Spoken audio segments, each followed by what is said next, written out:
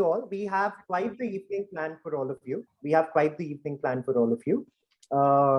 Today, we are actually going to be interacting with some of the industry leaders from the private sector, talking to them about how to integrate sustainability in the private sector. And on this journey, we're going to be discussing some things that are very important for all of us to understand. Sometimes we do not give it enough thought, and sometimes we do give it enough thought and still look for answers. So that's what we'll try and achieve through the panel discussion. But like all good things, you'll have to wait for the panel discussion that's happening a little later. We will start with giving you an introduction about the GPODS fellowship under whose aegis we're organizing this event, and we keep on organizing these events. So I request you to go to our website and subscribe so that you can get notifications for all of these events. Like all good panel discussions, introductions, whether that's virtual or otherwise, I must start by introducing myself. My name is Ishan Chaturvedi. As you can see, I am the Joint Director of the Global Policy, Diplomacy and Sustainability Fellowship Program. I hold a Master's in Environmental Law and Policy from Stanford University. And GPODS is something that we have been working on for quite some time. And on this wonderful journey, where we have some of the family members in the audience, actually, some of the past fellows I can see in the audience. Yep. Over the short journey of 1 year, we have been able to gather over 100 fellows and over 100 fellows who are for all intents and purposes, leaders of the future. And we are very proud of the bunch that we have. And we're also very proud of the bunch that we are now collecting onto our next fellowship cohort. So the next fellowship cohort starts on the 2nd of October. The deadline ends in exactly 3 days. So if any of you are interested in applying for the GPODS fellowship, this is the right time to do it. Some of the panel discussions, some parts of the discussion that we will be having today is very detailed during the fellowship. So we cover sustainability, public policy, international relations, all of those things. And we'll be giving you a brief snippet. If you are on the fence, we'll try and convince you to at least apply or check us out if you can. On this note, it'll also be nice of me to welcome Arpit. Arpit, Sure. if you can introduce yourself. Sure. Thanks, Ishan. So, hi guys, my name is Arpit Chaturvedi. I'm the co-director of the fellowship. I'm the Chief Executive Officer of Global Policy Insights, which is a think tank based in New Delhi, London, and New York. And Global Policy Insights is one of the co-sponsors of the fellowship, along with Envipol, which is a New Delhi-based consulting firm, and the UN South-South Cooperation's associated network of NGOs and CSOs. To give you my background, I have donned many hats. I still do don many hats. I am a graduate of Cornell University, where I completed my master's in public administration. Some of you must have seen me, or some of you must have reached out to me seeking advice for admissions, seeking feedback on your statements of purposes. So Ishan and I do it very gladly. We are, that's one of our favorite things to do. Everybody has their own co-curriculars and extracurriculars. That happens to be ours.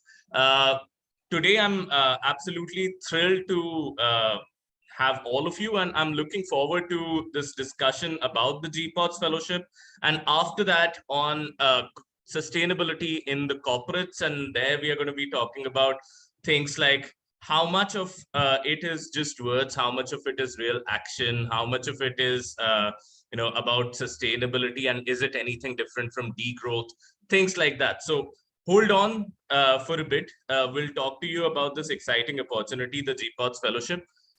You'll have all of the links coming in onto the chat box. You can ask us questions if you have questions about the fellowship. And if you are a person who is interested in any of the areas that we are talking about, then please feel free to reach out to us, because we typically get a lot of good responses and success stories out of our fellowship of people who have really been able to learn and take their careers to the next level after doing this. So with this now, may I request Shrishti to share the screen, Shrishti or Aditi to share the screen. Thanks, Aditi. And here we start talking about the GPODS Fellowship. So essentially, before we go ahead, let me also give a couple of housekeeping rules in order. So first of all, guys, we have the chat box closed right now, but we'll be opening it in the last 15 minutes of our discussion on GPODS. As soon as this discussion ends, we'll start with the panel discussion with. And I just want to give you all a snippet of what we have in store for the panel discussion before we go ahead with our discussion of the GPODS Fellowship. So we're being joined by Ms. Swati Vasudevan, who is the former Deputy Director of the Bill and Melinda Gates Foundation India. We're being joined by Mr. Anish Dey, who is the Global Head of Power and Energy for KPMG. We're being joined by Mr. Abhishek Bhatia, who is the Partner and Director of Boston Consulting Group India, BCG. And we're also being joined by Mr. Surajit Bose, who's the Assistant Vice President of Hindustan Coca-Cola Industries. So we will be discussing private sector, integrating sustainability in private sector, and that's to come later. I would request all of you to hold your breath as we discuss the nuances of the GPODS Fellowship. Again, I just want to connect the two sessions today, the one where we're discussing the GPODS Fellowship, and right after that, the one where we'll be joined by these global stalwarts. The idea is that such discussions happen very frequently in the fellowship. So if you're drawn towards sustainability, how the private sector works, or in the very least, connecting with people such as the global stalwarts that we have for our panel discussion today, please do check out the GPODS Fellowship. Again, we've put the details on the chat box. And we'll also be circulating our personal email IDs. We're happy to converse with you if you have any clarifications that you need. All right, over to you, Arthur. Sure. So essentially now, I'm happy to talk about this also because it was exactly a year ago when we started out talking about the GPODS Fellowship and we launched it to the world. So in a way, we have come a long journey. We have come to a journey where we have graduated about 100 fellows. We have worked with about 150 mentors. We've engaged with a total of 50 plus countries. GPODS Fellowship was essentially an idea that was born in COVID. This was an idea that was born out of a realization that a lot of public policy education in India was very internally focused. It was not looking at the needs of how things are changing around the world. This was also the time when Ishan and we had just returned from attending a very buzzing Davos at the World Economic Forum. And we had an increasing feeling, since we both were working in the policy sector, in the legal sector, we had an increasing feeling that a majority of the employers, a majority of the officials, all of them felt that there is something missing in the Indian education ecosystem, especially when it came to public policy. And I'm sure Ishan would talk a lot more about sustainability, but I was, I have taught public policy at the San Francisco State University. I was also teaching public policy in India. And we realized that there were not enough global interactions, not enough global exposure. And a lot of times there were just the same, bunch of 10 people who were teaching in all of the colleges in India. And we realized that, this has to change, because if we keep educating the next generation with the same sort of content and from the same sort of people who have created a system with which we are so dissatisfied with, if they are the folks who are educating the next generation, then we are again going to have the same system all over again replicated out from them. So that was the first impetus. The second impetus was obviously COVID, because this was also the time where many of the people whom we knew were not able to go out and study, for those who were, applying for LLM or MPP degrees, and they wanted to really go out, and there were financial burdens, there were, other travel restrictions, etc. And we started thinking that it doesn't have to be, an education that gives you those sort of opportunities and that sort of an exposure doesn't have to be prohibitively expensive. And we thought of launching something like GPODS. The third thing that we wanted to address was that public policy schools, especially, not just in India, but I'd say the whole of Asia, a lot of public policy schools are devoid of understanding diplomacy and sustainability as well. And similarly, diplomacy schools don't have to do so much, IR schools don't have to do so much with sustainable development and public policy. And we really thought that until and unless you bring all of these three things together, you cannot really find solutions to your problems, to the problems that you are facing. Because look at any problem that we have. Look at the problem of air pollution. Is it a sustainability problem? Yes. But is it a public policy problem? Certainly, because you could either put a tax on industries that pollute. You could absolutely ban polluting industries. You could do a cap and trade sort of a mechanism that you could trade for carbon credits. There are a number of policies to choose from when you want to address climate change. Now, how do you want to choose these policies? That is defined by the politics, that is defined by diplomacy. You have to, even if you're doing cap and trade, then you have to deal with other countries. You have to come into contracts with and agreements with other nations. So that was the whole Kyoto Protocol and, all of the genesis for this. So it needs a lot of political and diplomatic maneuvering as well.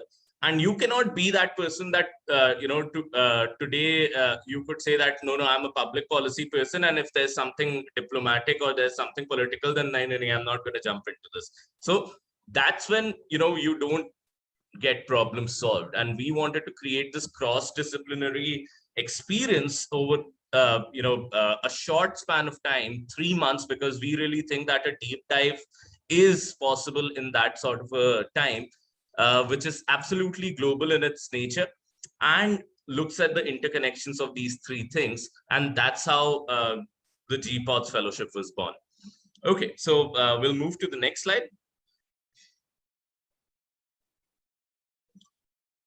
Sure. So let's come to the slide next after this. Yeah. So as I said, this is a 3-month-long international online fellowship program. It has 3 tracks. I'll be talking about those 3 tracks. They are broadly public policy, diplomacy, and sustainability. We have 5 workshops, and each of the fellowship hosts about 40 plus mentors. Sometimes there are even 50 plus mentors coming in. Next slide, please. So essentially, what do we want out of this fellowship? What is the end state where we want to reach? The end state where we want to reach is that what we realize is that the current crisis that we are living in, more than anything, it's a crisis of leadership. It's a crisis of cooperation between people who can make a difference.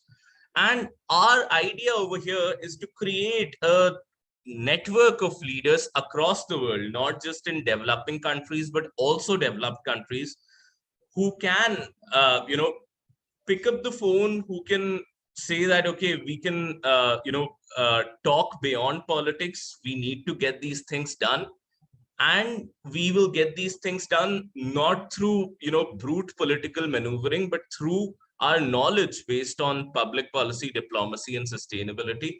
And I'm quite happy to say that we are already working towards creating a global network of leaders.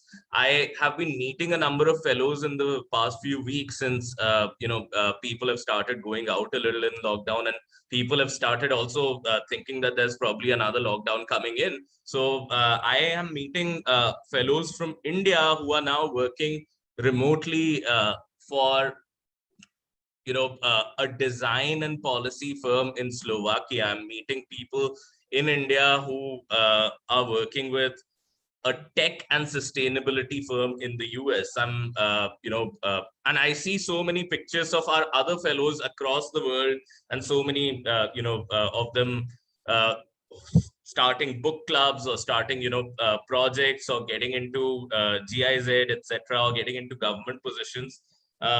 Meeting and getting things done on these fronts. And that essentially is the vision for what we do. And how we do it is the mission. And how we do it is that we interact, we immerse, we involve, and we evolve. And what does that mean is that our first thing is the community that we build at our fellowship. It is a global network of mentors and a global network of fellows. So it's almost like, a 3-month global, almost an Ivy League sort of a program. The other thing is that once you are a fellow, you are always a fellow. Then you'll be invited for various events. Like we are hosting our alumni for the New York Climate Week, and they'll be speaking in the New York Climate Week very soon. So all of those things make you a part of a community for life. The second thing that we have is immerse, and we really deep dive into building knowledge. We really deep dive into building skills that would be needed in the industries and in the working force of tomorrow. And we involve our community in various things, right from meetings with corporates to interacting with governments, doing projects with multinationals, doing projects with international NGOs like Space Foundation or UN-based agencies, etc., etc. And we hope that this network would evolve over time, and that's what we keep doing over and over again, just to make sure that we are doing our vision. So next slide, please.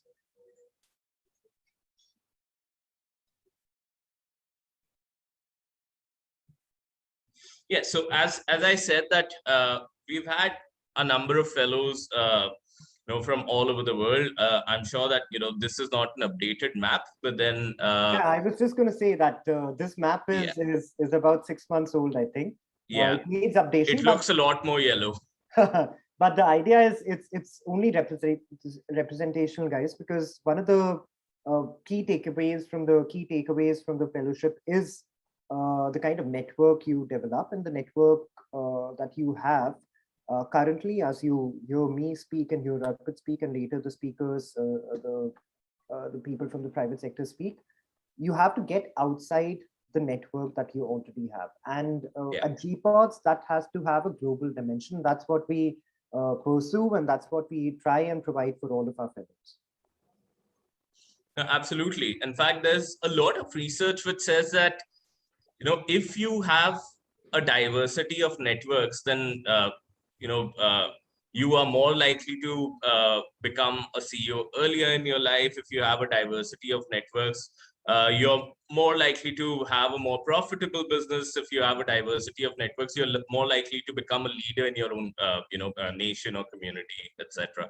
So our idea is simply this, that, with diversity of networks, you'll get diversity of information, and that gives you not just the same old stale opportunities and news about opportunities. It gives you a lot more than what you would otherwise get. So next.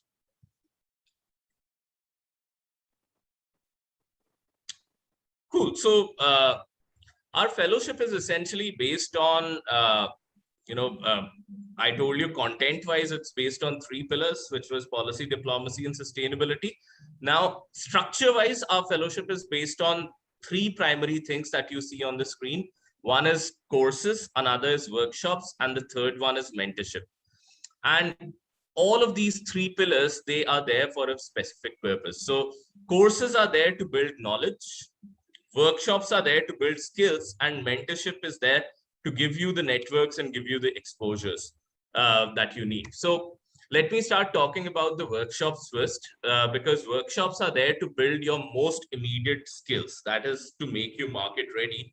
And this came from a number of discussions, a number of focus group discussions that we had with leaders from governments, NGOs, CEOs of Fortune 500 companies when we were at the World Economic Forum Davos. And there we realized that over and over again, a theme emerged that leaders thought that there are certain skills that the workforce currently is lacking, and there are certain skills that would be needed more of as we get into the 4th industrial revolution, with a lot of tech doing routine work that would replace human beings. And those skills that would be more and more required for human beings to perform were effective writing and communication. That was a very, very, very important skill. And you'd be surprised to know how few people are actually comfortable in writing and in communicating freely. Now, I'm proud to say that our mentors our fellows are invited as, evaluators of writing competition.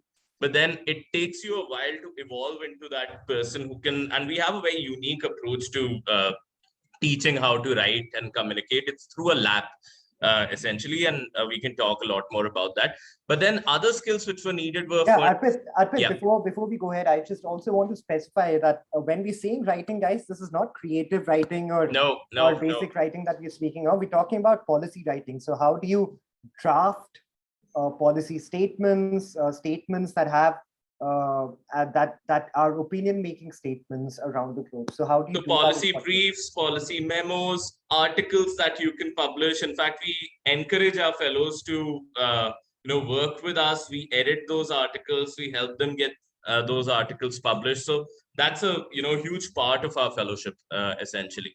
So those are the kind of things that we work on. Then we inevitably have a series of workshops on fundraising and grant writing from a not-for-profit perspective. So if you're a non-profit leader, then there's a section of the workshop that caters to that. The other is from a social entrepreneurship, a for-profit perspective, where you get towards angel investors, you go to your Series A, Series B, etc.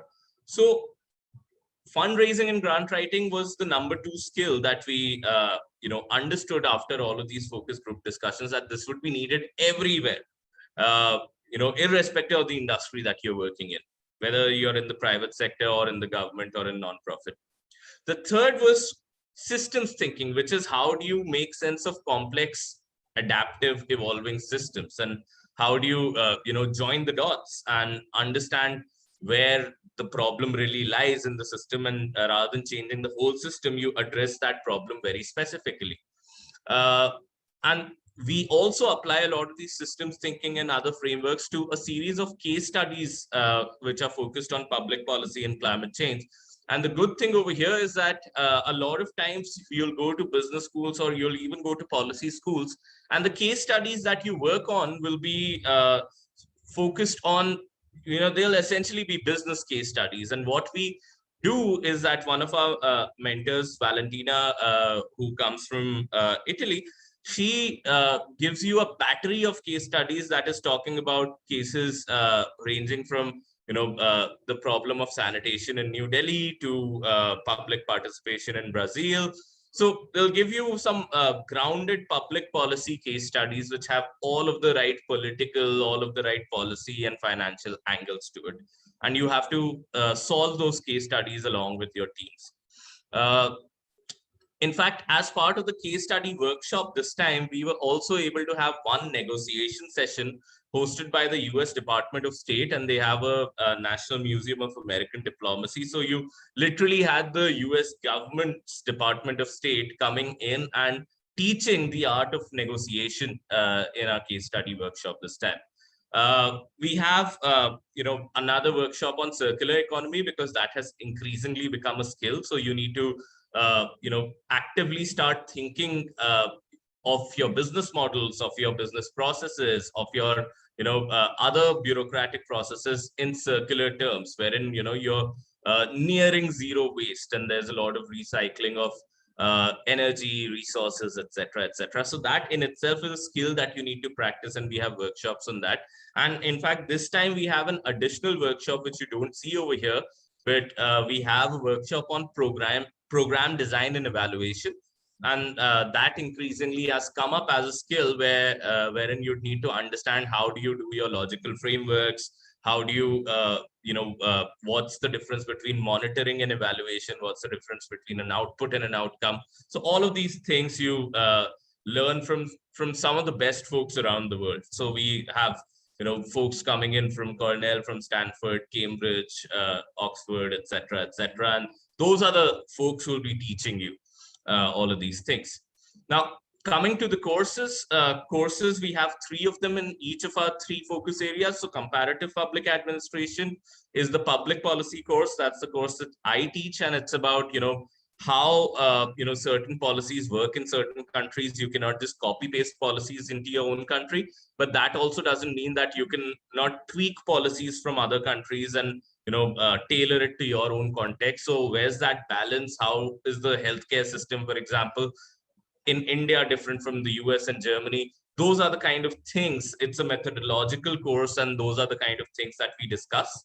uh, the second course is International Political Economy and Diplomacy. And this is, again, a course that a bunch of our colleagues from Cambridge, LSE, and Cornell teach. And this is about, how economics impacts politics and vice versa. And, how is the art of diplomacy conducted on a global scale. And then there's one lecture which talks about how does it transpire from the global to the national to the local scale. So those are the things that we do. And Ishan can talk about the Global Commons Seminar because that's the one he teaches over there. Yeah, no bias, I promise you guys. The idea behind the global seminar series on sustainability and climate change is that everyone today, including some of us in this gathering, have our interests aligned with, say, a climate finance, right? Or have our interests aligned with international relations, diplomacy from an environmental perspective, right? Or some of us are working in waste management systems and running our civil society organizations and NGOs. The idea of this course itself is to not assume that you know about sustainability in a way that you're already an expert, and also not only concentrate on one of these factions of sustainability. So some of the ones that I mentioned, from climate finance to risk modeling, to climate modeling, to risk assessment, to ecosystem services, to sustainability organizations, to public health and climate change, all of these things are discussed within the course. It is absolutely tailor-made for some of you or some of us who are also at the cusp of wanting to get into sustainability. So it's not only for sustainability professionals. In fact, let me also take this moment to answer one of the most FAQ of them all, the most frequently asked question that we get. As one of our fellows has told us, this is too good to be true, so is this a scam? And I assure you, this is a well-established fellowship for quite some time. Some of our fellows are in the audience, and you should either connect with them on LinkedIn, or we're also happy to provide connections to them directly. The second most obvious question that would come to you is, can I be a fellow, right? And that is a very important question to ask yourself. To answer your question, everyone can be a GPODS fellow. We do not require you to hold a certain degree or a certain level of graduation, or to be coming from a certain background. Over the past 3 cohorts, we've had ages 18 to 56 represented. We've had over 25, 30 countries from which fellows have participated. We've had anthropologists, biologists, environmental lawyers, whom I have a soft spot for, public policy professionals, politicians, data analysts, current diplomats, historians, and airline pilots. I'm assuming Arpita Titli in the audience. I think she is here.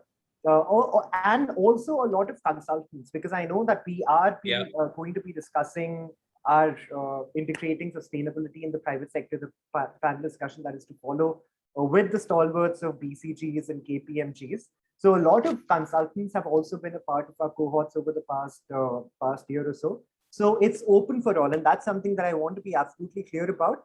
What is it that you require to do? You just need to log on to www.gpods.org, go to the Apply Now tab, submit your 500-word SOP. We do not want you to pour your heart out. Half a page is good enough. Submit your resume. If you have any writing samples or recommendation letters, well and good. Otherwise, you're through. And then a decision will be taken. Again, I just want to point out, because we are in the last days of the application deadline, so our applications close on the 15th. The earlier you apply, the better it is for us. So for the selection committee especially. So that's the idea. But that's the courses, and that's who all can apply. More importantly, GPODS is different from any other master's level course or graduate level course generally, or any academic course, because it isn't just a fellowship that offers courses. It also offers, as Arpit has already told you, courses and workshops, but it also offers mentorship. And we take great pride in the mentors that we have coming from all around the globe. I'll request Aditi to move the slide because we have a dedicated slide for mentorship, building, and applied learning. So I'll come to that. We can skip over these. Arpit has already covered these. So what is mentorship? Mentorship is not training. It's not coaching. Mentorship is taking an inherent, innate interest in where you're heading with your life. It could be professional life, it could be academic life. And that's where mentorship comes in. So over the past cohorts, and we'll showcase some of our mentors to you as well. We've had various mentors, Supreme Court judges from various countries, Assistant Secretary Generals of the United Nations, members of parliaments from various countries, sitting and former diplomats from various countries come along and become a mentor at the fellowship. So they deliver a guest lecture, but again, that's only one portion of the mentorship. A lot of the times, mentorship simply entails someone coming, delivering a lecture, going off, and then you never hear from them, or they never hear from you. We are revising, innovating here.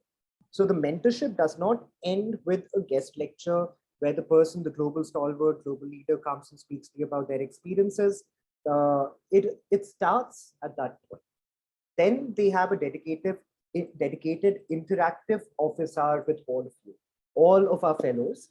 And that's where it's a space, and I'm sure some of the fellows will vouch for this, where you can talk about your academic pursuits, your professional pursuits. So, for example, Miss Swati Vasudevan, who was one of our panelists later, the former Deputy Director of the Bill and Melinda Gates Foundation, you could have an office hour with her, as it was the case, because she's been a mentor to the fellows. And you could ask her that, listen, I want to end up working here. How do I approach my career path? I want to do research in this space. Where do I go from here?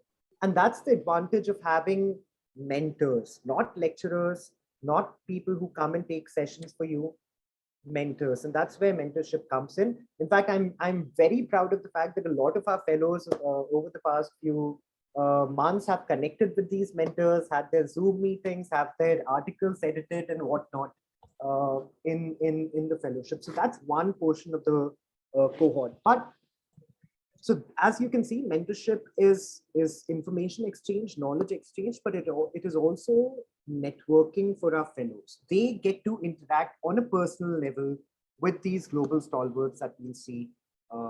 It is also the GPODS fellowship is also about vertical networking, because with the mentors, with the kind of global leaders who come as mentors, you're networking vertically. You're networking with people who are a couple of decades ahead in their professional lives than you are. Horizontal networking is when you go outside your comfort zone and interact with your peers. So if you could go to the next slide, what we do is we also arrange international mixers with other people, other colleges, other universities, institutions across the globe, and we put our fellows directly in touch with their contemporaries from all of these institutions and peers. And I invite you to check out our social media and our website to know where all we have conducted these. To give you a little idea of the kind of mentors we have, it'll be impossible to go over all of them, but we have Mr. Arun Maira. Arpit, I don't know if you'd like to take a couple of these as well. But we've had global leaders, and these are the fellows for the next cohort, for which hopefully you'll be applying in the next couple of days if you haven't already. Sure, absolutely. And I think there's just one thing to be said about the mentorship, as Ishan said, that it's not just something that's a touch and go. It's not just something that you interact with the mentor once and you never meet them again. In fact, this is your chance to sit face to face during the office hours, which are, private, non-recorded, small group sessions with the mentors, to talk about things like, hey, I saw about this opening and this has been, my approach towards writing the cover letter. Can you just take a look at it? Or, how do you go about getting into the World Bank or to the Asia Development Bank or in BCG or in the UN? And the idea over here is that you are talking to a person who has done that. Or if you're a person who's planning to apply for a master's or a PhD program, you can explore ways to work with the mentors on projects so that eventually they might be willing to write a letter of recommendation for you. You might just be able to understand which colleges should you apply for, because a majority of these mentors would be, either faculty members or, professors of practice or alumni of a lot of these, top institutions across the world. So, we see, for example, now two of our fellows are going to be in the final round of interview for the World Bank Young Professionals Program.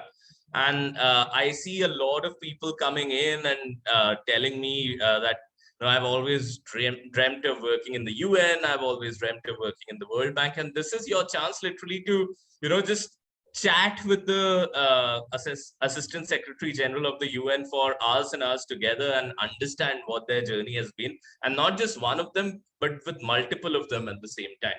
So I think that is the sort of opportunity that we are, bringing for our community over here. So if we could move on to the next slide, guys, we're just going to rush through this because we have a panel discussion starting in the next couple of minutes. We have someone like Nikhil Seth. Mr. Nikhil Seth is the director of UN. He's actually at the rank of UN Assistant Secretary General again, though, as Arpit was mentioning. And he's the Secretary General and Executive Director of UNITAR, which is where all the information training exchange happens within the United Nations system. Again, we'll keep going through these slides, so I'll invite Aditi to keep going. We have Mr. Gaurav Dalmia, so from the private sector, United Nations, civil society organization. You see Ms. Monica Rabi, who's from the World Wildlife Fund, and a bunch of other mentors who come from all parts of life, all walks of life. And this is, you could also check out these profiles on our website, as Arpit has mentioned. So these are only some of the fellows that, some of the mentors that we've had, and some that we'll be having. If we could move on to the next slide, so we could quickly discuss the horizontal networking that I was talking about. So guys, if you are a GPODS fellow, you are a part of a very select group of people who have been handpicked from across the world. So it's not just, remember, you are as much as a resource for the other person as you find the other person to be, because you come from a very, very select group of people, which are the GPODS fellows. So you have the opportunity to interact amongst each other, both in terms of your cohort and the past cohorts. And this is something that we facilitate, or we try to facilitate almost unendingly. You also have a separate WhatsApp group on WhatsApp, where you can interact with other fellows. But also we have interactive happy hours, as I mentioned, which are sessions where you could, grab a cup of coffee or whatever is your poison and interact with your fellows. You also have game nights. So we organize a bunch of game nights for all the fellows as a group bonding session. In fact, I'm not sure if we're being joined by one of our past fellows, Alif, who used to start this, who used to conduct this horror game for all the fellows to participate in. And that was a team building exercise in itself. We've had international mixers with Copenhagen Business School, with King's College London, and a bunch of other universities across the globe, where we have put our fellows in touch with their contemporaries, as I mentioned. And then we have this very novel sort of an idea, which is where we generate a Zoom 24/7 Zoom link that is only available to the fellows. So if you're sitting in your country and you're sitting idle and you wish to have a chat, you can just text the other fellows on the group saying that, listen, I have nothing better to do. So if anyone wants to jump on to the link of the virtual cafe, we can have a discussion. Usually that ends up being a fun session to interact with your fellows and alumni and so on and so forth. So you're also networking in a way that you're connecting with people who you wouldn't have known till yesterday. And that's the idea behind these team building exercises. If we could move on, Aditi. I think, Ishan, there's a question if you could address one of those in the chat box. And that question is this a flexible program? And I think we get a lot of queries about this. And trust me, majority of our fellows are, full-time workers, and many of them consultants who are working crazy jobs. And the way that we do it is that we record each and every of these sessions, except for the office hours, but we record all of these sessions, and we ask you for a commitment of about 6 to 10 hours in a week, and that too mostly in the evening. If you're especially joining in from India, then it's mostly going to be evening, 7:30 for you. And mostly, a lot of it is heavier towards the weekend, and that's keeping in mind that we should not disturb your other work commitments. And we also record all of these events, or all of these mentorship sessions, all of these workshops and courses, so that if you've missed any of it, because typically we also have fellows coming in from Australia, from New Caledonia, etc., and if some of the timings doesn't match, then you'll be having all of these mentor lectures, courses, workshops available on your learning management system that you can visit. And let's say you really wanted to interact with a mentor, but you can't make it at that point of time, so you can look at their mentorship session online and then meet them in the office hour. It's very common that it happens, is that in the office hour you meet them and you tell them that, hey, I could not attend your session in real time, but I looked at the whole recording and then I want to interact with you, etc., etc. So it's pretty okay. And we find that our fellows who are not just pursuing full-time jobs, but who are pursuing full-time master's programs, even MBA, MPA programs, or they are into PhD programs, they are still able to easily make time and keep pace with the fellowship. So there, So I don't think there Arpit, should be a problem. what I'm going to do is, from the horse's mouth, I'm going to put our fellows in the hotspot. We Let's have do been that. joined by some of our alumni, and I can see Melissa, I can see Titli as well. So I would invite Melissa and Titli themselves to share their experiences. And it's a running joke in the fellowship. I do not miss an opportunity to put them on the spot. So Titli, Melissa, over to you. Titli, you want to go first? You can go first, Melissa. Okay, I'm sorry I can't turn on my video today, but I had like an absolutely great experience. I was part of the third cohort of GPODS. Sorry, a little introduction about me. I'm currently working as a lead auditor with Societe Generale in India, and I'm really interested in the gender justice and climate space, which is what brought me to GPODS. So I actually did not know much about diplomacy, but I learned so much, and it was an absolutely enlightening experience for me. I think the best part was some of the events that we had, which was, one was the Ideation Summit, as well as the Climate Action Week, and also to meet such great co-fellows. And we had such amazing experiences even during the lectures, as well as spending time on projects and on our capstone. So the capstone project as well. So it was an absolutely great experience. Titli, you want to add on?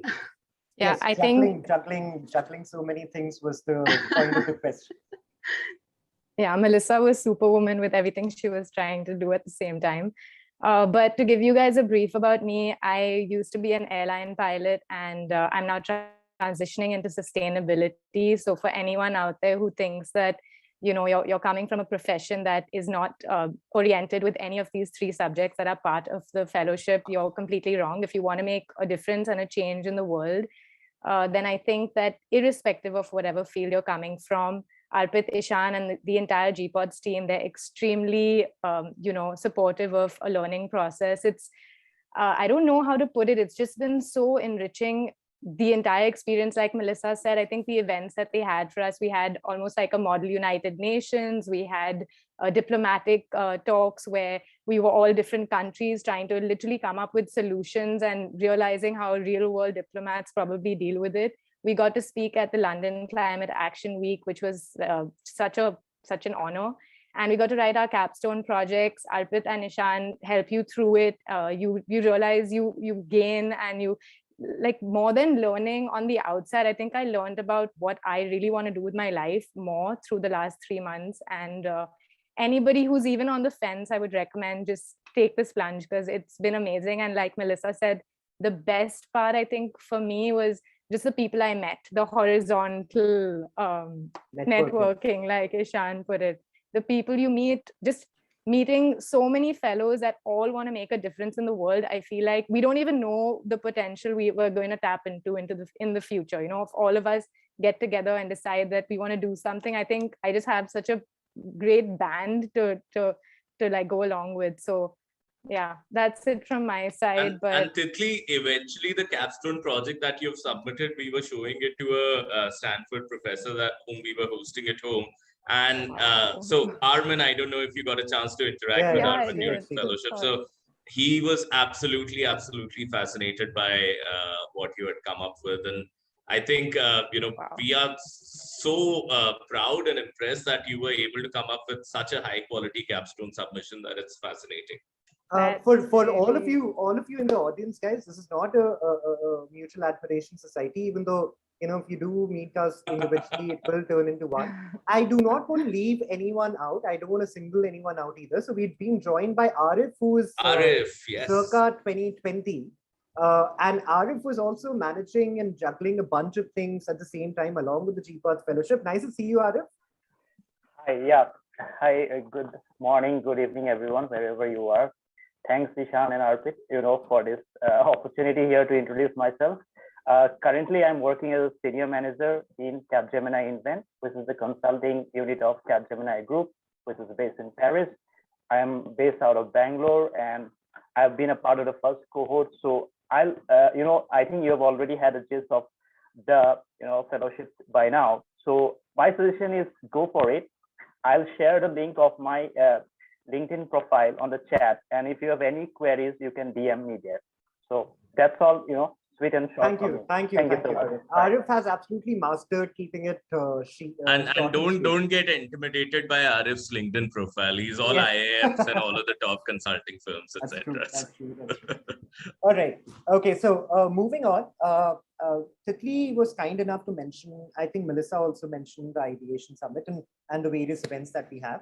The International Ideation Summit is towards the fag end of the fellowship, where we take a bunch of topics and have the spotlight on our fellows. So they have to discuss their capstones, they have to discuss other various current issues that are happening globally, and a word of commendation for the amount of effort they put into these things, and how these events, International Ideation Summits, I think, turn out to be a lot better than a lot of other events that happen globally of international repute. So we're very lucky to be hosting these GPODS Ideation Summit. It's again panel discussions on sustainability, diplomacy, private sector. We've had one on space policy. We've had one on a bunch of other things. So we keep the topics very recent and current, and we have the fellows speak in these sessions.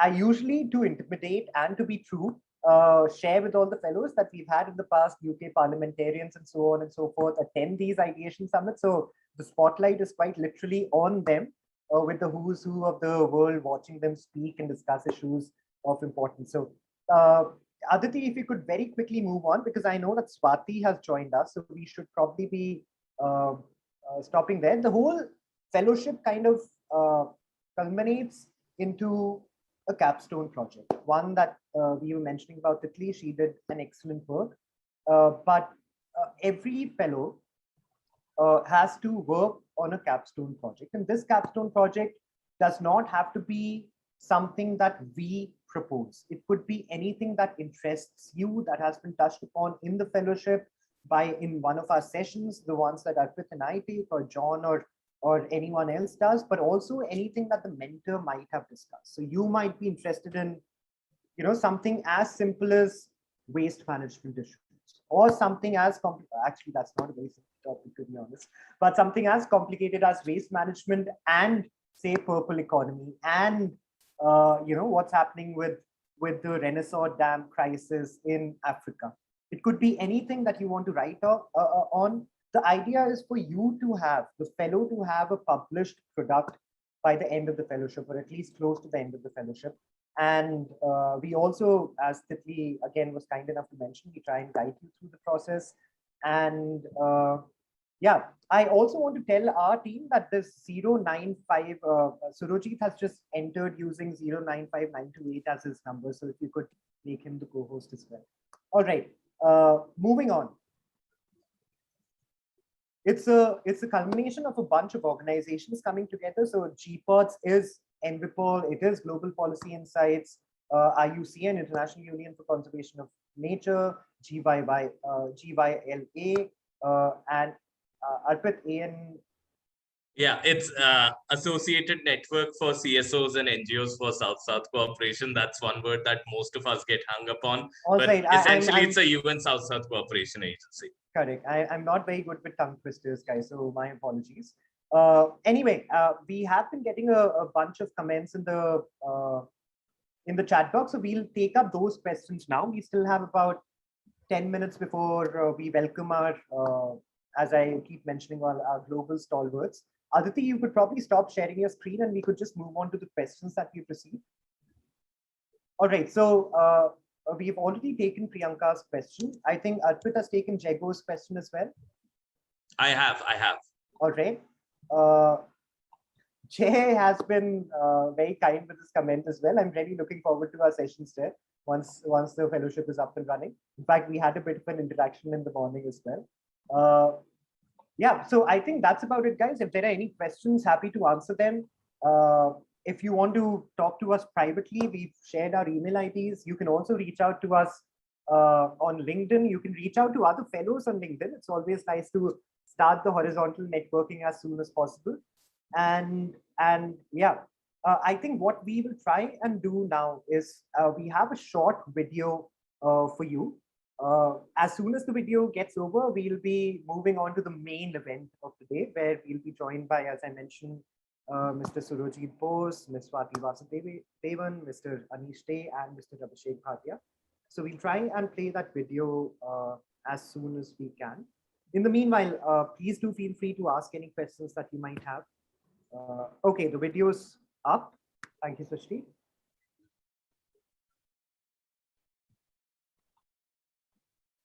We don't hear the sound over there. Srishti? Srishti, maybe you could stop the video and reshare your screen. Yeah, replay it after enabling the audio. Thank you.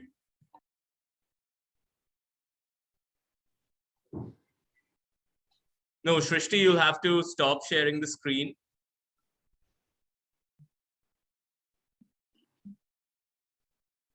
This is a place where, you are not really a student. Got it. We are not really teachers. We are all coming together in a community of fellowship. And that's the reason why we call it a fellowship, where we think that everybody makes knowledge or builds knowledge based on the ideas that they already have in their mind. The problem is greenhouse gas emissions that affect the temperature of the climate. You have to go back to the basics each time you feel you run into an ambiguous situation. And that's where things like critical thinking and problem solving and root cause problem solving comes in. It's, for example, starts with defining first what the problem is rather than getting into solving the problem. Companies like Microsoft is a good example that have committed even not just to become net zero, but they want to sort of offset their historic emissions as well. So those are incredibly ambitious targets, and that's good. We want that ambition, we want that awareness. Policy making body on environment at the same level with the General Assembly for all other issues globally.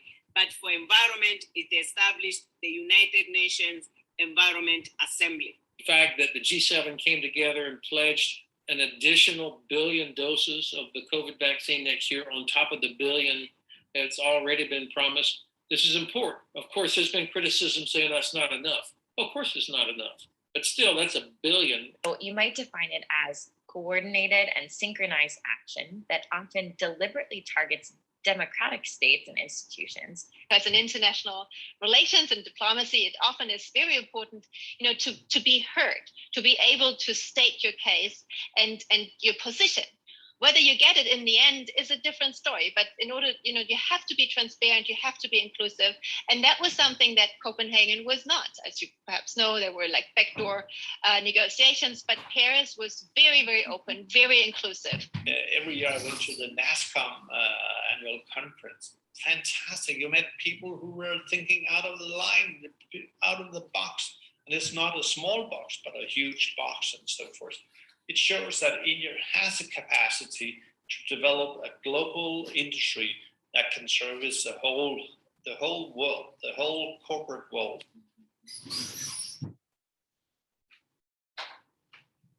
GPODS has helped us build such a rich network of professionals who are truly global and, are actually working at the cutting edge of solving some real policy problems.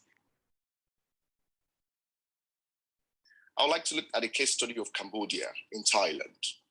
In Thailand, in 2018, the government actually set aside a social security program that also provide an health security for the 1/5% of the urban poor. And it is called National Health Equity Program. And in this equity program, it comes with two facets. Number one, it's help to guarantee the health security of the people of the 1/5% of urban poor and the poorest of the poor in the country, and also help to empower the hospitals and the district hospitals with equipment, with facilities that could aid them in attending to the urban poor.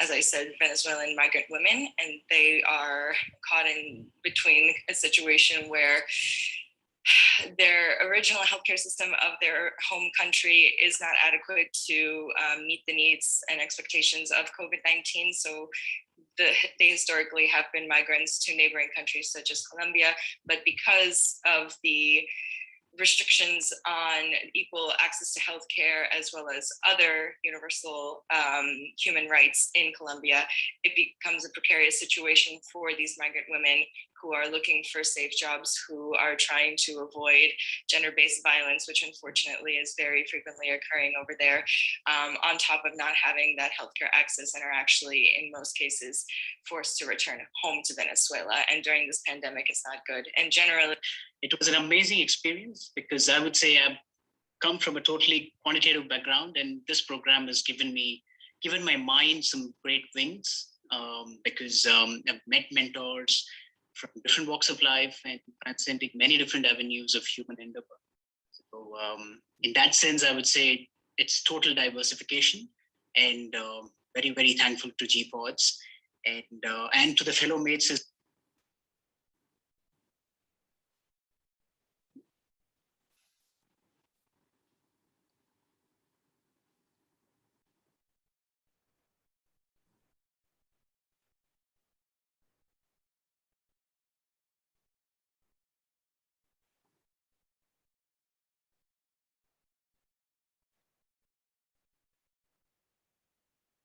All right, so I think we can request our panelists now, as we change gears, to switch on their videos. We have Mr. Surajit Bose, I think, who's already here, and so is Ms. Swati Vasudevan. So if I could request the two of them to, switch on the videos. All right. Hi, Surajit. Hi, Swati. We're still waiting on Abhishek and Anish to join us.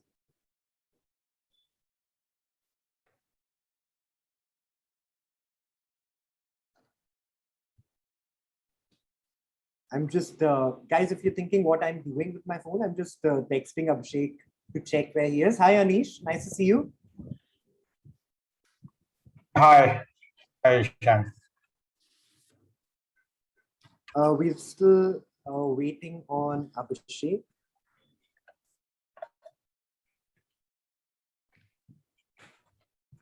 All right. So while we do that, and while we do wait on Abhishek, let me first welcome all of our panelists, Anish, Swati, Surajit. You missed the introduction, but I have been referring you to as global stalwarts in the sustainability space, in the ecosystem of various things that you do handle.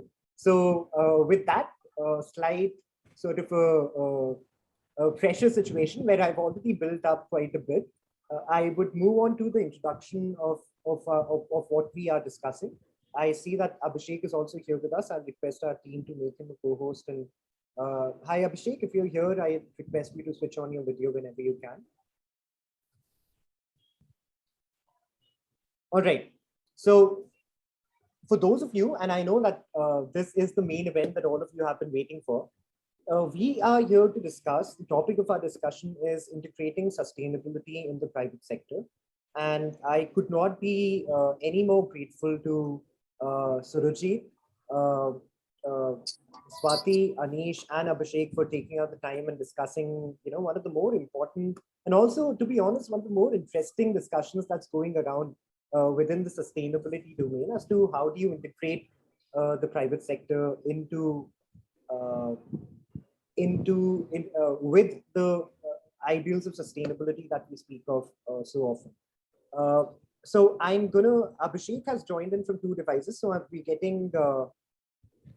we're making him the co-host. Yeah, Abhishek, I do not know if you can unmute yourself now. Yeah, I'm there. Yeah. All right, great. All good. All right, great. So nice to see you, Abhishek. What we're going to do is, I'm going to quickly go on to the introductions, but I'm also very conscious of the time that our panelists have given to us. So I would not want to beat around the bush, move on to the discussion straight away.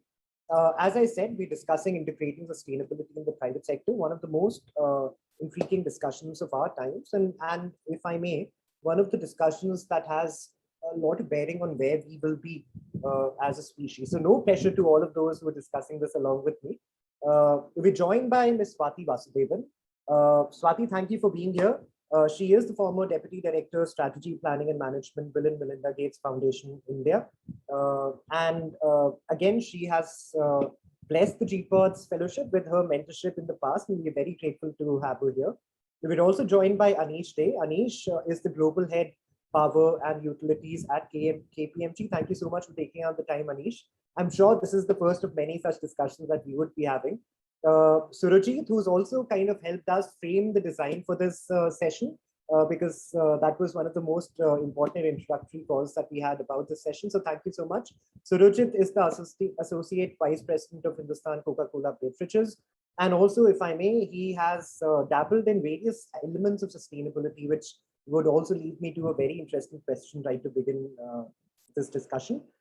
Finally, and certainly not the least by any domain, we joined by Abhishek. Mr. Abhishek Bhatia is the Managing Director and Partner of the Boston Consulting Group, India. Thank you so much, Abhishek, for being here. Thank you, Surajit, Swati, and Anish. So we know that what we're talking about has quite certainly a bearing on our understanding of how sustainability really works in the private sector. A lot of the times, our understanding of environmentalism, our understanding of sustainability sort of pitches sustainability as against private sector, which a lot of us, I'm sure, would argue is not the correct way to look at things. Which leads me to the most basic question of them all to start off this discussion. But before I go on to that question, let me tell all of our audience members that you can ask your questions at any point of time. Please do mention your name if it isn't reflecting in the name that you've logged in with, so that we can address your question personally as well. And again, due to the paucity of time, if we're not able to answer any questions here, you have info@gpods.org already mentioned the chat box. So please feel free to write your questions to us, and we'll also try and get them answered at a later stage. So, as I was saying, before we move into the sort of a deep discussion into private sector, sustainability, SDGs, greenwashing, motivation, all of those things, I want to start with a very basic question. I'll come to you, Surajit, because you've worked in so many elements of sustainability generally. What really is sustainability? And is the definition of sustainability any different when you're viewing it from the private sector? Is it in your experience, is it too many different things which are difficult to get together, or does it have to be viewed from a single lens? Does it have to be a combination of various other things? So that's my first question to Suruchi. Well, thank you so much, Ishan. Am I audible? Loud and clear. Here.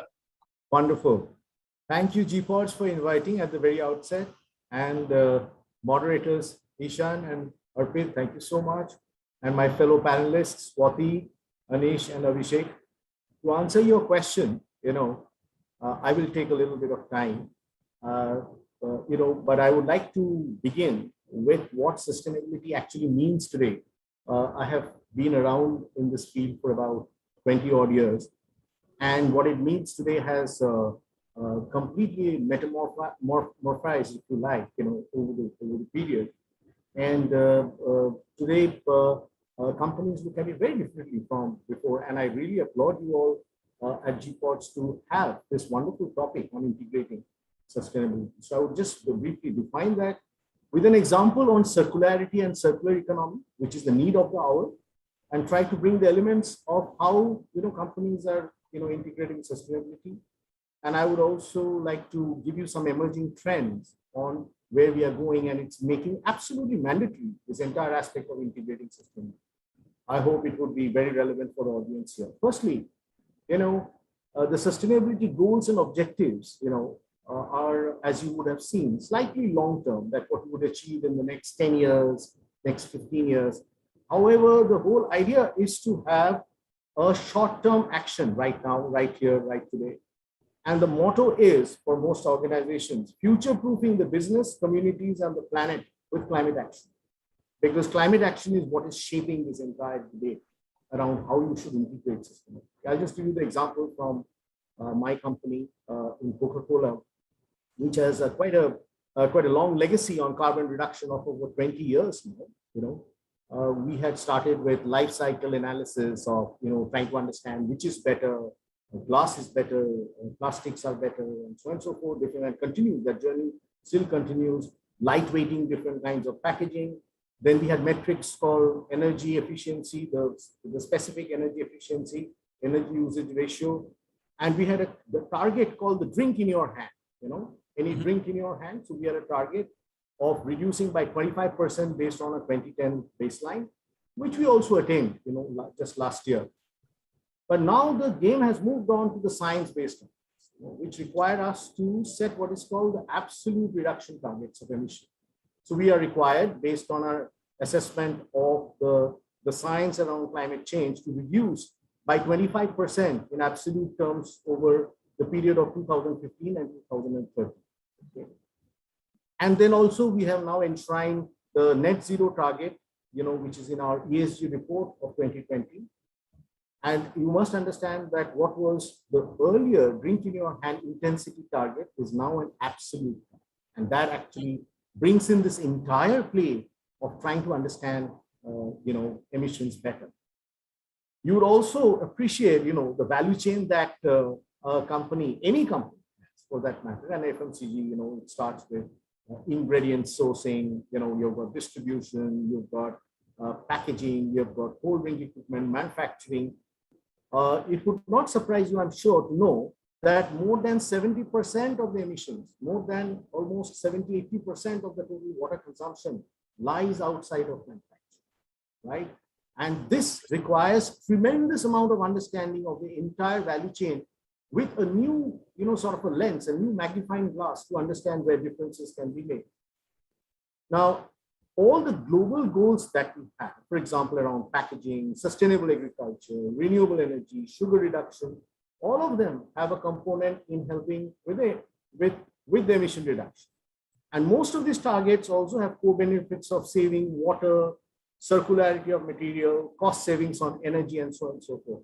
So to summarize, if you were to ask the question that, how difficult this is, how important this is, it is essentially very religiously following all your targets around circular economy, water, security, sustainable agriculture, biofuels, electric vehicles transformation, so on and so forth.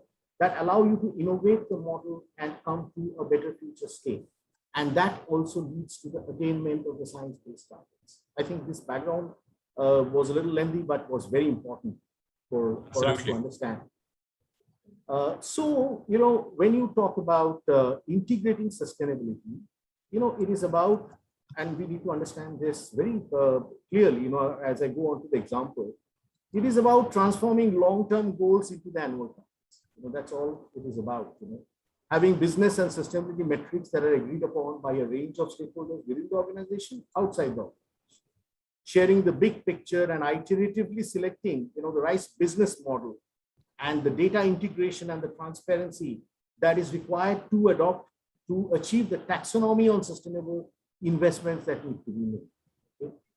So if I went on to the example, and if you wanted to sort of give a definition to what is integrating sustainability in business, I would say that it's the art and science of converting long-term goals to concrete metrics and spends in annual business plans, which encompass all areas of a business. For example, finance, legal, procurement, supply chain, marketing, public affairs, and communications, the entire whole haul. To give this example, out of circularity in materials, I just told you that almost 80% of the emissions and footprints lie outside of the manufacturing space. Okay? And there is convergence of standards and reporting which is happening. The science-based targets are getting conjoined with the goals around circularity. Materiality is taking a different phase. Materiality used to mean the threshold at which one would call it that this is important for stakeholders and me, and this is how I prioritize the sustainability issues. But now it's a concept of double materiality. How I spend money is also how the money spent is being influenced by materiality is also the new reality. So how I can influence the future as well as how the future of sustainability finance can influence. So the concept of double materiality is also. So if a solve has to be obtained, to have a cost-effective model, because every organization would want to look at a cost-effective model as well, that leads to 100% compliance and going beyond it. One needs to recognize that the field of compliance is a moving target today in any field, and the goalposts are always being moved around. So year to year, you need to have a solid integration of these renewed goalposts to be able to see, is my investment enough? Is my action enough? And there is not just one model. There's no one silver bullet that will solve the puzzle. Today we have several options, several trade-offs, and different costs and benefits. So a great starting point is consultation, internal experts, external experts, models that work in other geographies, learning from startups, ownership of the entire project that is usually not with just one unit. It is a combined trial and error to avoid the wrong choice of model, and hence iterative piloting becomes essential. So it's a huge space. And just to give you an example, in circularity around plastics, one of the things that is heavily evolving is reverse logistics and partnerships with large and small recyclers and different actors around the waste value chain. The new reality will be something called RPET, which is bottle-to-bottle recycling. Today in India, you would know that PET, which is what the bottles are made of, has a very interesting economics. It is of 7.5 lakh crore economy, which employs over 71 lakh across India as of now, which is where the PET plastic goes into textiles and into fiber in what we call open loop recycling. Right. But the future will be even lower carbon, closed loop recycling, which is bottle to bottle. So this RPET is a completely new business model, and it will not fit the size or the scale or the kind of things which are happening, let us say, in a Southeast Asian country. India is very unique. Digitization and transparency, the data analytics and the use of AI and ML in MIS and IT tools to have just one version of truth, that is emerging as a very compelling reason to integrate this across the board. Right advocacy with stakeholders, what the ministry would think, what the industry associations think, what the state and central agencies, and the advocacy for legal changes to lower the carbon footprint, to explain the business case to the stakeholders correctly. So it's a very large campus which is coming. And finally, every corporate would like to leverage this as a competitive advantage, use this as a lever to change consumer behavior, make them aware, educate them, and of course, create value at the bottom of the pyramid. Social impacts in creating jobs, safe workspaces, diversity and inclusion, all these are part of the big picture. Integration of sustainability for short, medium, and long term. And finally, a dashboard and a picture of success. That has to be commonly understood throughout the organization. So as you can see, this is not a standalone piece anymore. It's very much and vital. Lastly, I'll just sign off. I'm sorry, I'm taking a bit of time, but the emergence of ESG, environmental and social governance, and sustainability investment, I think it's very, very important for all of us to understand that today you have venture capitals, bonds, and different kinds of sustainability instruments, and new climate tech funds that will completely disrupt this entire world of ours. Okay? Innovations in material and deep technology solutions are just round the corner. I think 2022 is going to be a phenomenal year for how sustainability will get integrated. Different filters are there, themes and levels of impacts, mandatory disclosures and convergence of ESG standards. Now, what does it mean for a financial institution when you say sustainability has to be integrated? ESG integration is about systematic and explicit inclusion of ESG, environmental, social, and governance factors into the financial analysis by investment managers. Now, it's a big deal. You know, it's not easy for an investment manager to, in the different phases of the investment cycle, to be able to build in the different kinds of screening, the different kinds of models. So this is something that every organization is studying and coming close to. Lastly, the ESG indicators which are there, the indices, you have today a plethora of them, MSCI, Dow Jones, FTSE, Nifty, and look at the themes, carbon, diversity and inclusion, environment.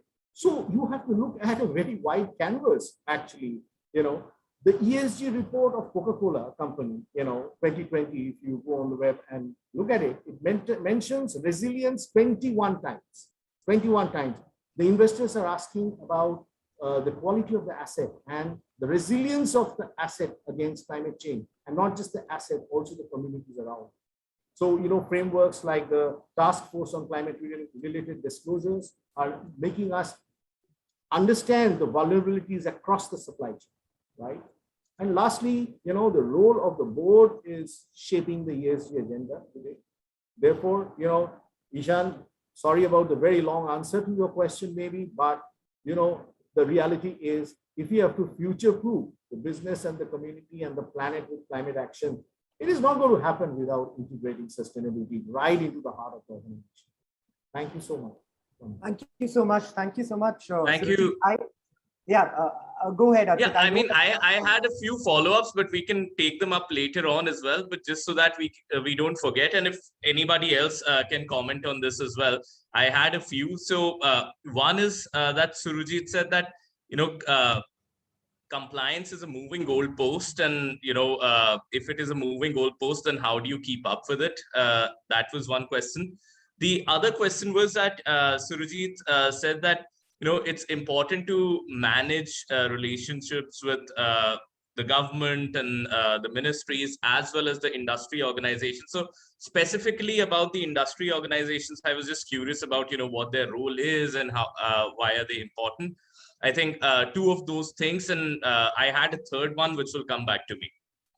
All right, and Surajit, if you want to go ahead with the answer, if anyone else wants to comment, I know that Anish, Abhishek, Swati, all of them have substantial experience in especially compliances and how to deal with. Oh yeah, I have my third one coming back to me now. So the third one was that Surajit said that 80% of the emissions are coming from outside of the factory in the value chain. So how do you manage all of your supply chain and other parts of the value chain? But I think we could take up that question at the end, because that's sort of all encompassing.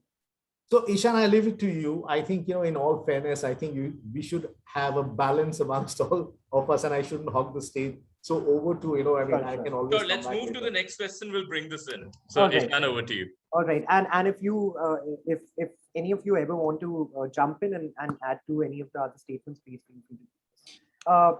Again, thank you, Surajit, because you've given us a very holistic sort of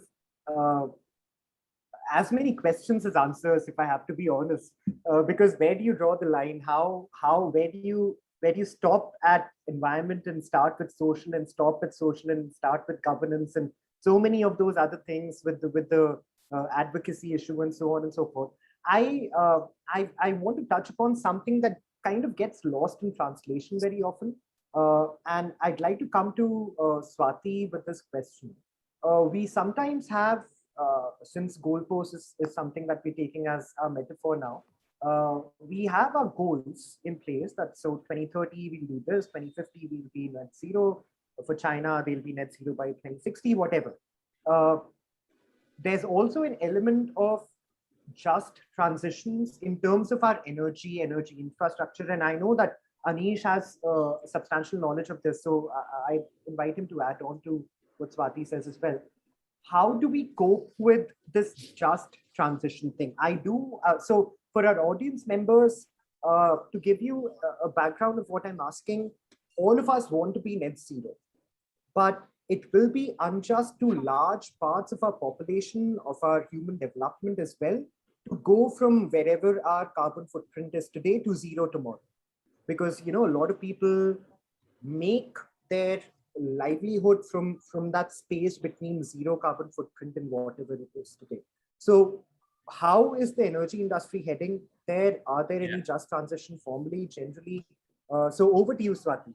And then hopefully Anish could add to this as well. And Swati, just to add to Ishan's question, I know that you've worked with the energy industry for quite a number of years. And just curious on, what's the perspective on the side of, the traditional energy source-based companies like the oil companies, the coal companies.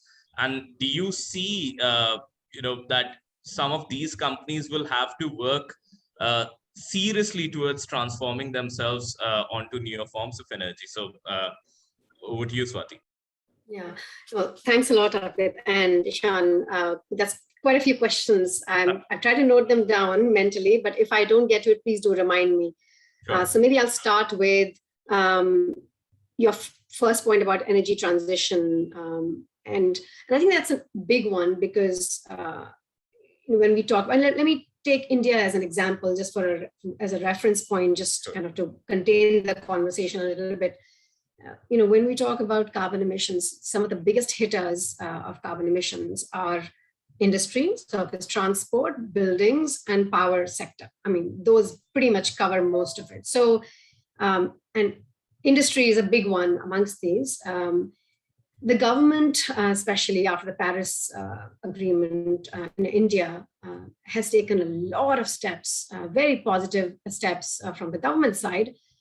In parallel, there are a lot of efforts being made by the private sector out of their own volition, and of course, in lockstep with the government's regulation, compliance, etc. also, to do things which are necessary for, of course, climate, decarbonizing their spaces, their sectors, their businesses, and country as a whole from the government standpoint, but also to make their own businesses sustainable and risk mitigated in the long term, if I can put it that way. So I think two things are happening at the same time, which is the private sector moving at its own pace. And the second is the regulatory environment coming into play to put that additional nudge, if I can put it that way, that tries to hasten the pace of evolution of the decarbonization of the country, especially of the power sector. And they're doing it in a way. So industry, let's take the industry as an example, because that's kind of what you are focusing on. There are a lot of things happening there. There is grid purchase, the stuff happening on the grid purchase side. Distributed renewable power is being encouraged and is now being, part of the policies from the government. One of my favorite ones is the PAT scheme, the PAT scheme, which hits not just the regular industry, but also the heavy hitting industries, such as the iron and steel, chemicals, petrochemicals, cement. They're also called the hard to abate sectors, just for the benefit of the students here. So they're also addressing the hard to abate sectors as they move from PAT scheme 1 to 2nd to 3rd. So we're now in the 3rd phase of that scheme. And I'm not saying everything is working perfectly and, yeah, everyone is following along exactly as it was intended, because these things all take their time. Evolution happens. Regulatory environment is not the only one. You have to have the legal frameworks in place, for example, to make the energy saving certificates valid and bankable and tradable, just as one example. So a lot of things have to happen simultaneously. The stakeholders have to come together. So energy certificates are very much a real thing, and they are being traded, they are being banked for later use by companies, and hard-to-abate sectors are coming along nicely, slowly, slower than we would all like, but it's moving. And, again, since we're talking about India, it's a large elephant to make dance. So it's going to, so we just have to be a little practical here. Surface transport, there's a lot happening, and I think we've all heard about the whole policy environment that's encouraging the, EVs, electric vehicles, and the whole infrastructure that comes along with it. And pretty much every companies in India and globally, of course, are engaged in trying to do that. But again, it's not just because the government is encouraging it or pushing it or having an enabling policy in place, but coming back to what I said earlier, a lot of the automotive companies, which in some ways kind of is part of the industry, if I can put it that way, right? So yes, we're talking about surface transport, but we are again coming back to the industry, right? They're all kind of overlap with each other. So the automotive sector in the industry is doing this and working on finding alternate fuels, including hydrogen now, as we've now seen green hydrogen, partly because, and this has been going on for quite some time, the fuel cells, etc. All of that's happening because they are worried about their future. They're worried about being out of date and out of business. So, there is a movement happening on that side, not just from the regulatory standpoint, but also from the consumer space, what the customer is asking for, what the investors in these organizations are asking for. There's a lot of pressure from the investors as well. So I think there are multiple forces that plays, I guess, what the point I'm trying to make, not just regulatory framework, but also the pressure from the investors, the customers, in some ways employees too. And as we move forward to the next couple of decades, that employee pressure is going to get more and more strong. It's going to get stronger. So that's the stuff that's happening on the industry side, including automotive sector that I talked about. Oil and gas is probably the biggest culprit here. I'm not going to go into details on that sector, partly because I'm kind of partly guilty of having worked in that sector myself, and I'm kind of doing penance now as we speak for having contributed to the negative side of that story. But I think oil and gas sector is trying to make amends.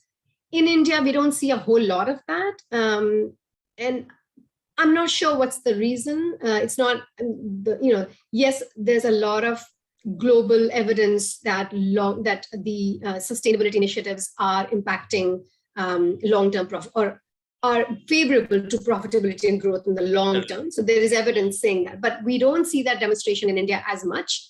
And that there could be quite a few factors contributing to it.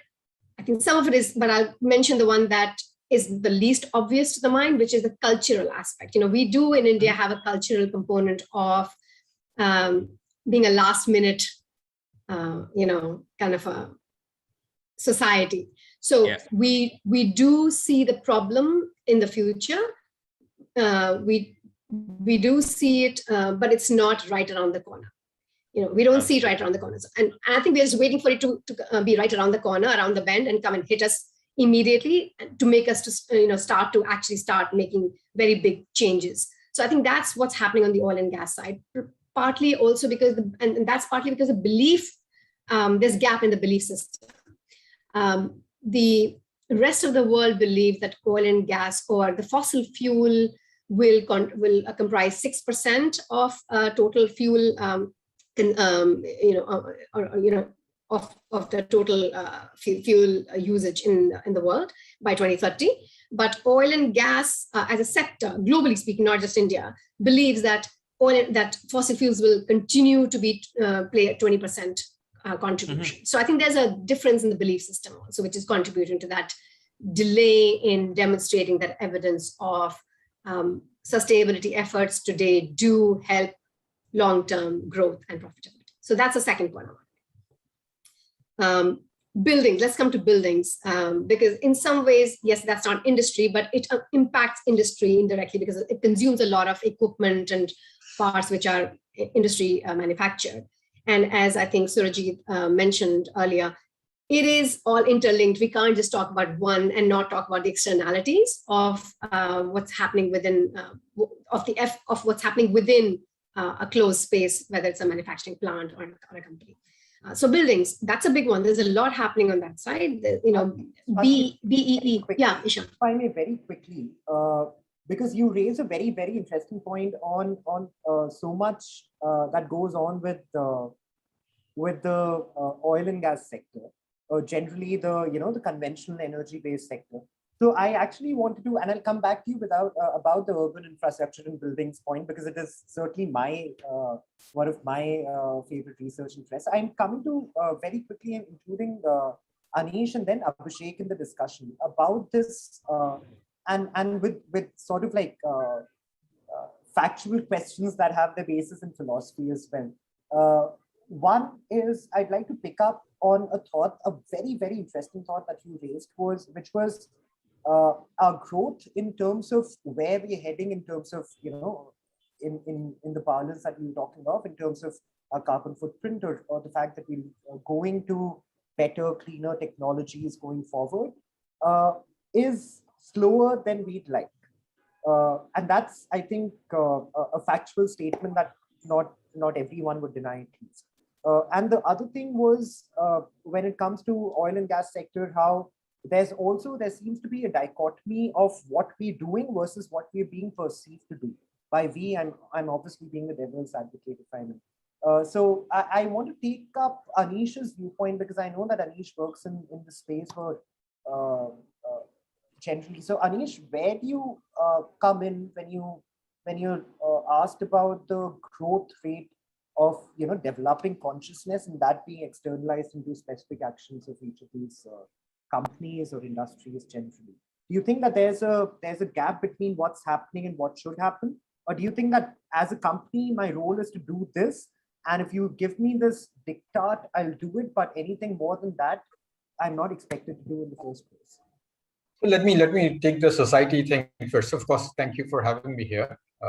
So let me take the societal aspect first, and Swati made a comment on that, which is intriguing.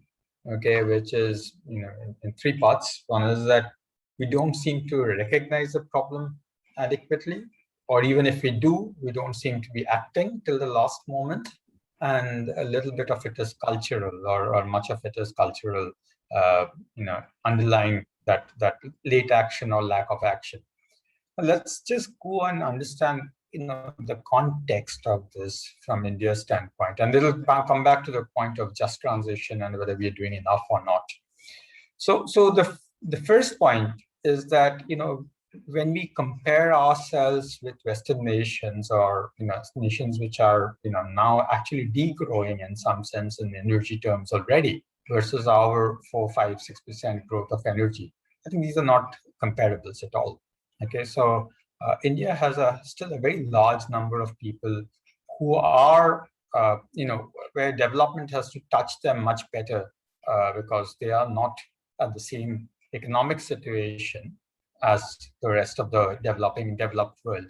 So when that growth comes, okay, so you see growth, consequently you see a growth for energy, and you recognize that you need energy of every form to feed that growth.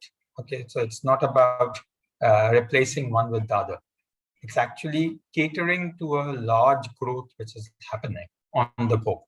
And those are very different problem statements. Okay, and I think the moment we understand that, we possibly will understand that it's a little more than cultural last-minute action. Last-minute action also happens because we are in breakneck growth for a while now, and unless you can be a China society, and even China makes its own mistakes all the way. Okay, so unless you are in a regimented society which is growing, if you are in a democratic society which is growing, there is a certain amount of chaos and last-minute action which is inbuilt into democratic society. So you can't avoid that process altogether. So I would just say that it might be cultural, but there's a nuance to it further in terms of the state that we are in. Okay, to to kind of manage to our requirements. Now, from there, let's go into the question of, I'll come to the just transition question after I answer your hydrocarbons, carbon intensive fuel question, whether we are acting or not. The answer to that is that we are doing a fair bit. It's not that we are not doing. We have already 100 gigawatts of renewable energy. We have the tax scheme in action, third cycle, as Swati mentioned. We have energy efficiency, otherwise at large, playing out on a very large scale, global scale programs, actually largest in the world kind of programs. So it's not that things are not happening. I don't think we get the credit for that just because the alternative is also growing. Okay, coal was growing in the past. Our diesel consumption is growing, but that is only to feed the natural cycle of growth rather than because we don't want to do something else. Okay, so the clean energy things portfolio is also growing very, very quickly. But let's flip it around. I think you're not going to see a next coal-fired plant financed. I mean, there might be one-off cases, but you're not going to see any future coal-fired plant financed in the country. It's actually not financeable anymore, right? So all you're doing is possibly just maintaining your asset stock at a certain level while adding on renewable energy stock to it, okay? And why do you need to maintain your asset stock? Because otherwise your energy systems will collapse, right? So if you don't have your current asset stock, your energy systems will collapse. Our energy systems have been built for a certain kind of assets. And in a growth phase, if you're trying to change that very rapidly, your system will collapse. And this is, engineering 101. Okay, so there is no complexity in this. Okay, so I think while ideologically, it's not that anybody is opposed, whether I'll come to industry later, but I'm saying even societally, I think India is actually pretty okay on this one. Okay, it's just that the realities are somewhat different from much of the world, or the developed world. And I think we have to take note of that reality. Okay, go ahead. If we can, go back to Swati on this, because I'd like to understand a little bit about the cultural aspect of the debate over here, because and also because Swati has been in various places and experienced this. Swati has headed a public policy school, so I want to ask Swati over there that I remember that while we were working together, I'd authored an article which said that, in India, we have this tendency of moving early enough, but never doing enough. So, it's almost like a flip of too little, too late. We are early enough, but never enough that we are always quick to commit to the, most progressive ideals, always, one of the most ambitious target setters in the Paris Climate Agreement, or in various other socio-political commitments that we have. We are the first to put our hat in the ring. But then after that, we kind of sit around. After that, we are not really moving fast enough, committing towards, fulfilling I'm not sure some if Swati is going to be in complete agreement with you there, but Swati, over to you. Yeah, but what I'm saying is that, no, I do see that there is perhaps a cultural issue over there, wherein we talk about growth and we talk about, some of these ideals as competing values. And I was just thinking if Swati can comment on that. Yeah, so before I comment on the second piece, I wanted to just clarify a bit. I don't think we should belabor the cultural aspect too much, because going back to what I said earlier, that there are quite a few other reasons, very good, logical reasons act for a democracy like ours, and the size of the country like ours, with the practical issues and the complexity of the country and its myriad of diversity, etc. That contribute to the pace that we see today. Mentioned culture, that's one of the lesser appreciated ones. So that's the reason why I comment on that. But the other ones, I thought, we are all aware in one form or another. We've heard other people talk about. So so I just want to make sure that's clear. But even in that cultural piece, I wouldn't beat ourselves up, frankly, because there is a lot of good work happening. There is a bit of what you said, Arpit, also true, which is we start off pretty good, but we're not able to take it to the finish line, but not because of lack of intent. I want to be very, very clear there. there are practical reasons for why we're not able to take it to the finish line. Let me take an example here. So renewables, installed capacity, right? So our goal was to get to 30% or something, I believe, by 2030, I believe. But I think we're already at 40% of installed capacity being renewable. Yeah. That is a very, very good number. Incredible. Right? But when you look at the amount of generation happening and how much of it is coming from coal-fired versus non-fossil fuel-oriented generation sources, the numbers are very skewed. So the generation is still happening from mostly fossil fuel or thermal-based power plants. I mean, there are quite a few reasons for that. One being the thermal power plants have to operate at least their minimum 55% technical capacity. That's an engineering issue. We don't have storage inbuilt, which is a balance of system issue because the batteries are expensive. But let's not get into the details. The point I'm trying to make is the integration of the renewables capacity within the overall power capacity, energy production capacity is not complete yet. Mm-hmm. So that's why you see what you see.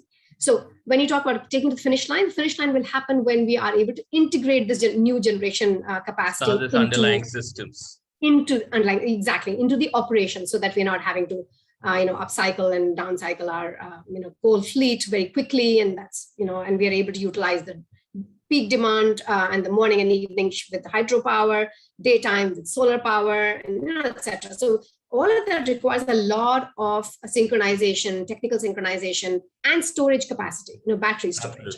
That's a lot of capital cost upfront. So there are a lot of good reasons for why we don't see the finish line being reached yet. So I just want to kind of stop there.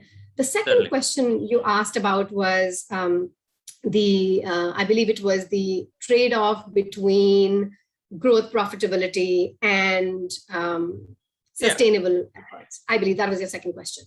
So again, the answer to that question, and I'm assuming your question is there a trade-off? Mm-hmm. And I think the response really depends on two things. What time horizon are we looking at, short-term or long-term? And second, how do we measure and account for profitability and hence growth in our private sector? I think it's very clear that, short-term, there may be some trade-offs between profitability and the sustainability efforts. I think the reasons are obvious.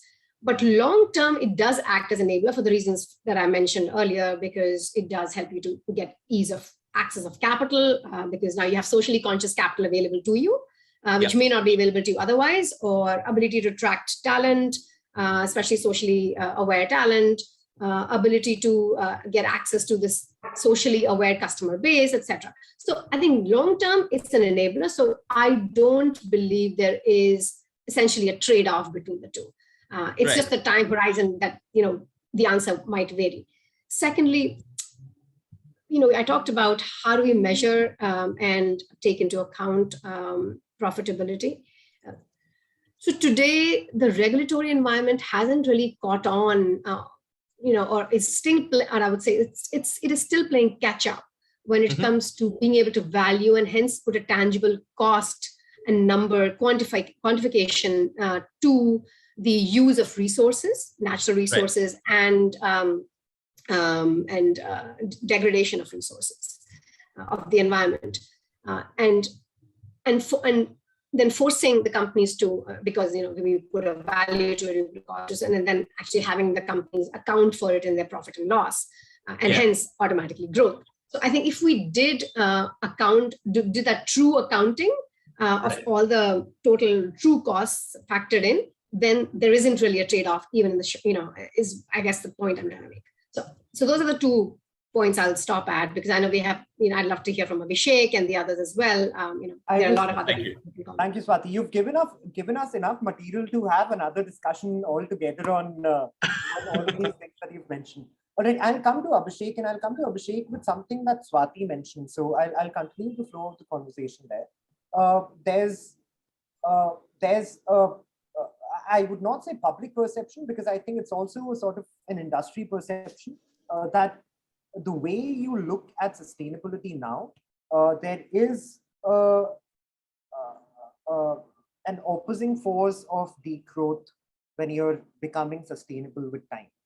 And I'll come to Anish and Surojit with this question as well, because I think it affects everyone. And Anish was still to talk about just transitions as well, so we try and fit that in as well.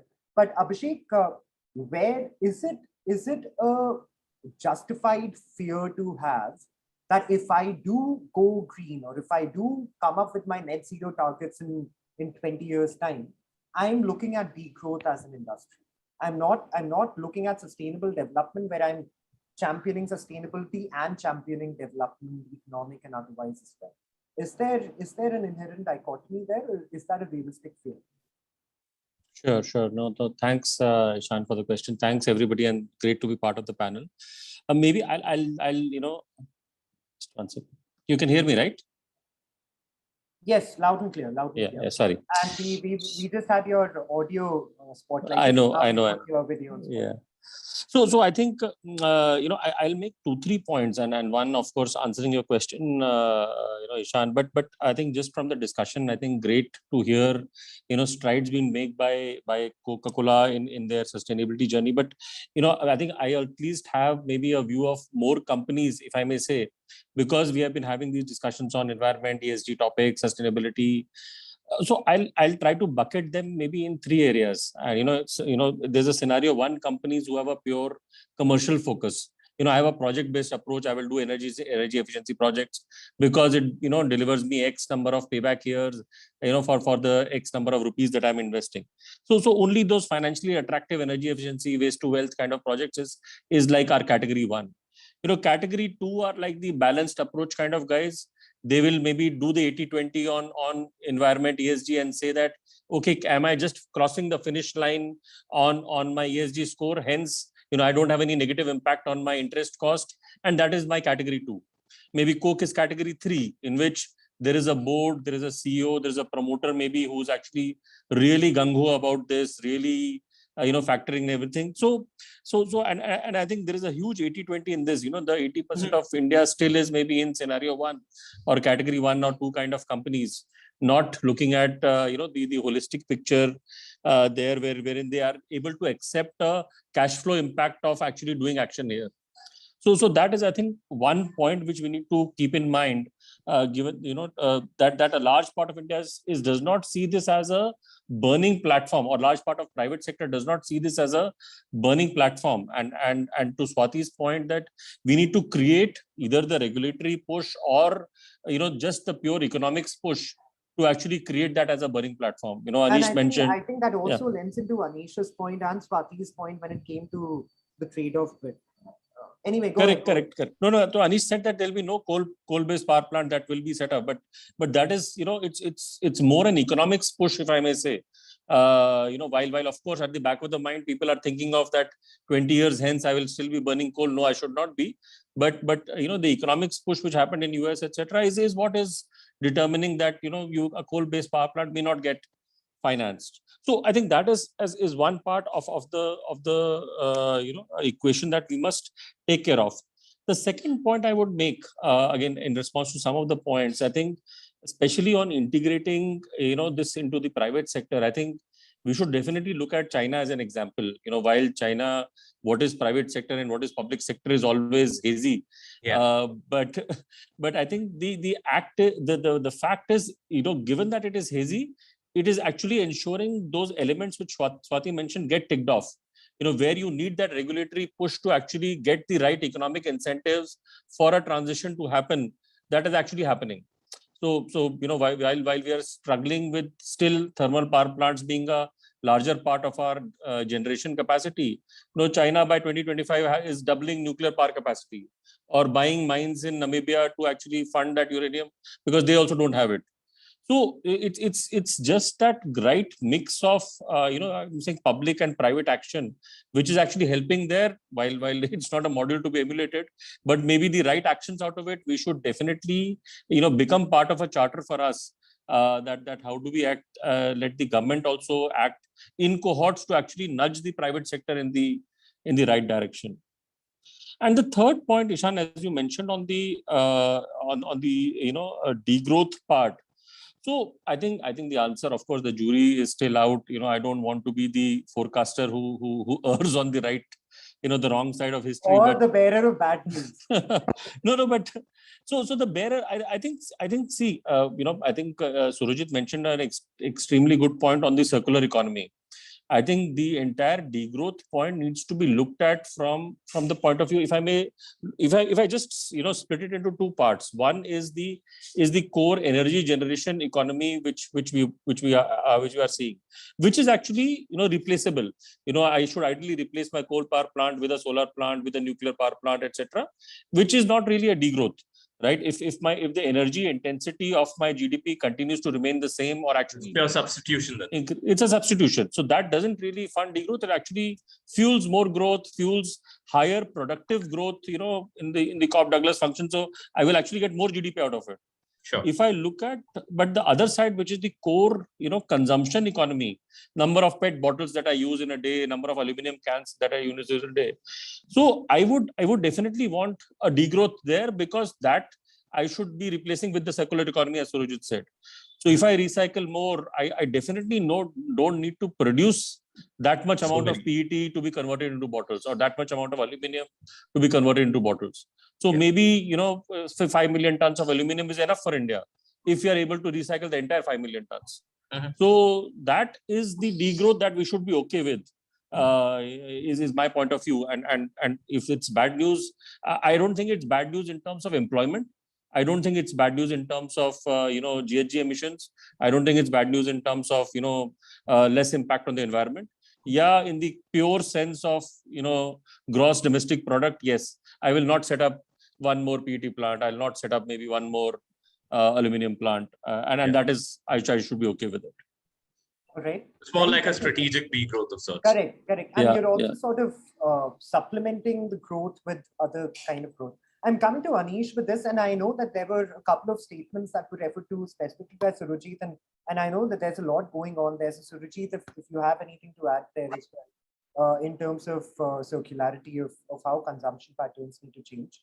But Anish, coming to the specific point, is that what just transition would look like?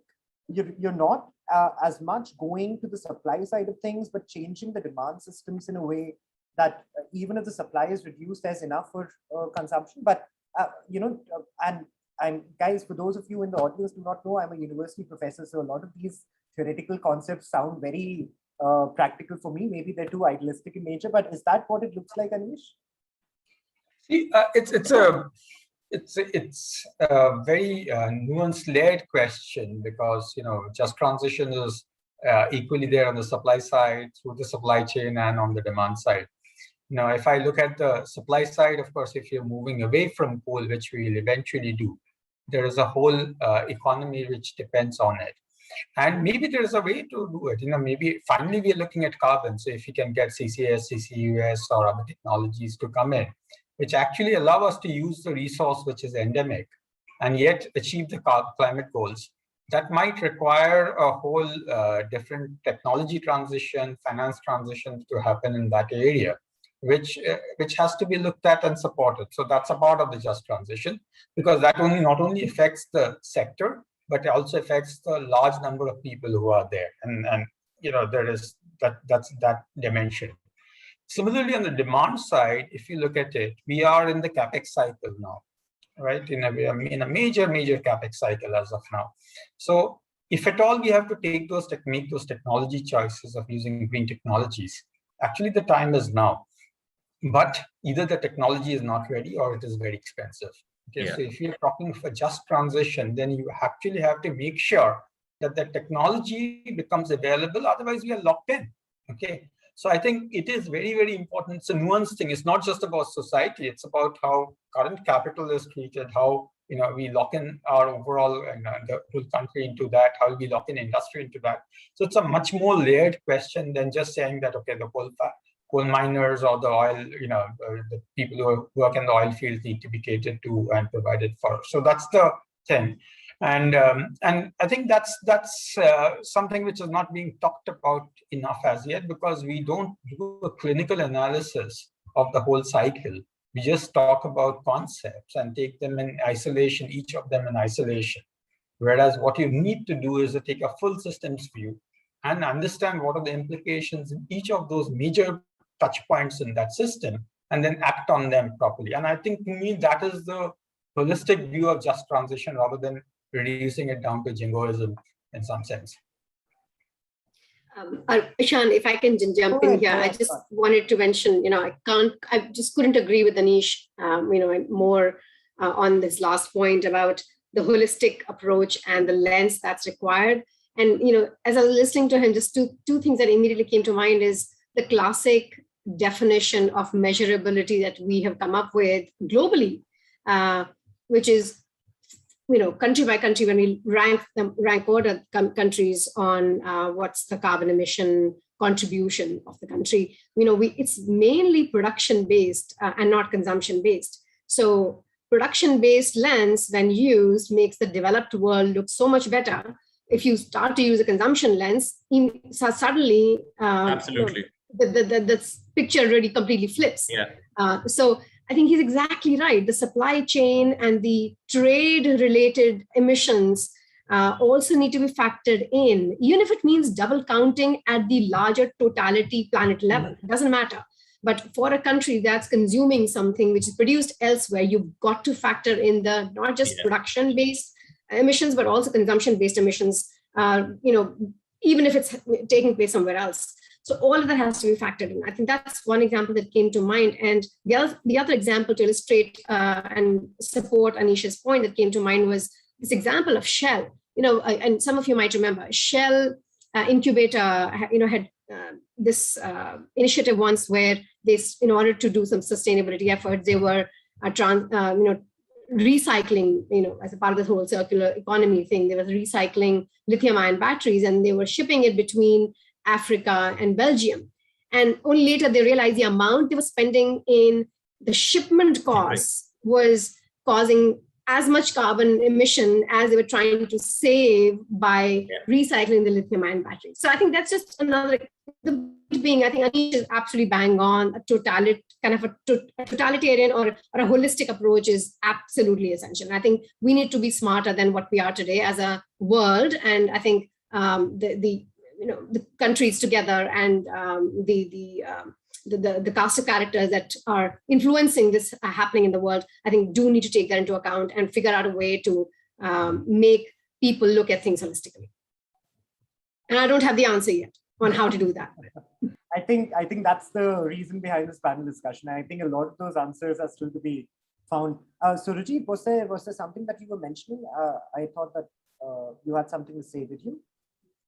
Well, I agree with all my fellow panelists. I think they have covered the length and breadth of this discussion very well. I just wanted to add just 2 points.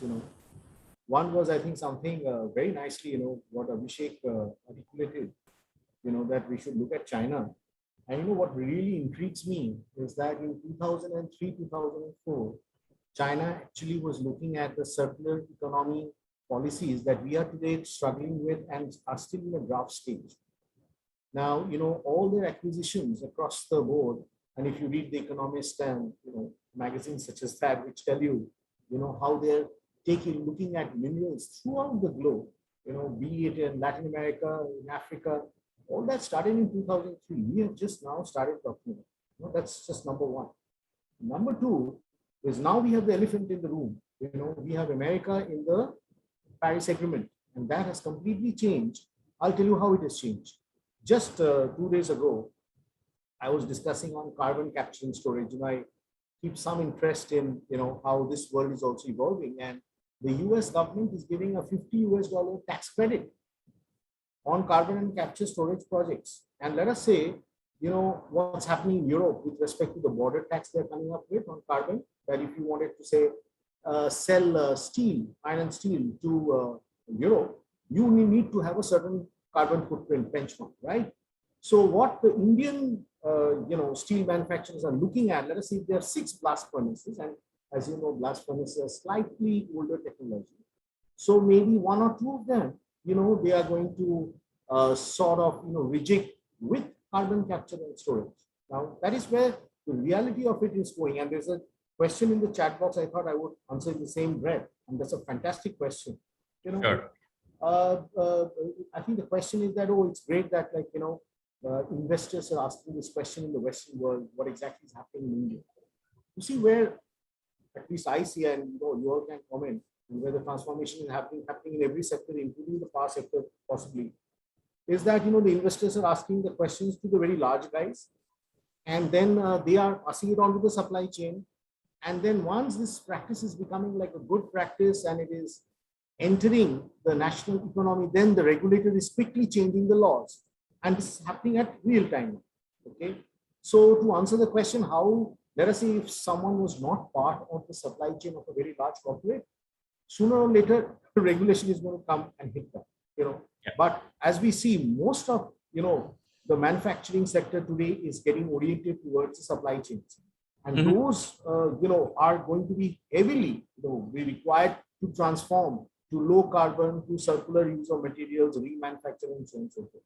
That's a reality. I thought I just add these points. I agree with all my panelists. Excellent points for everyone. Absolutely. Anish, did you have something to add there?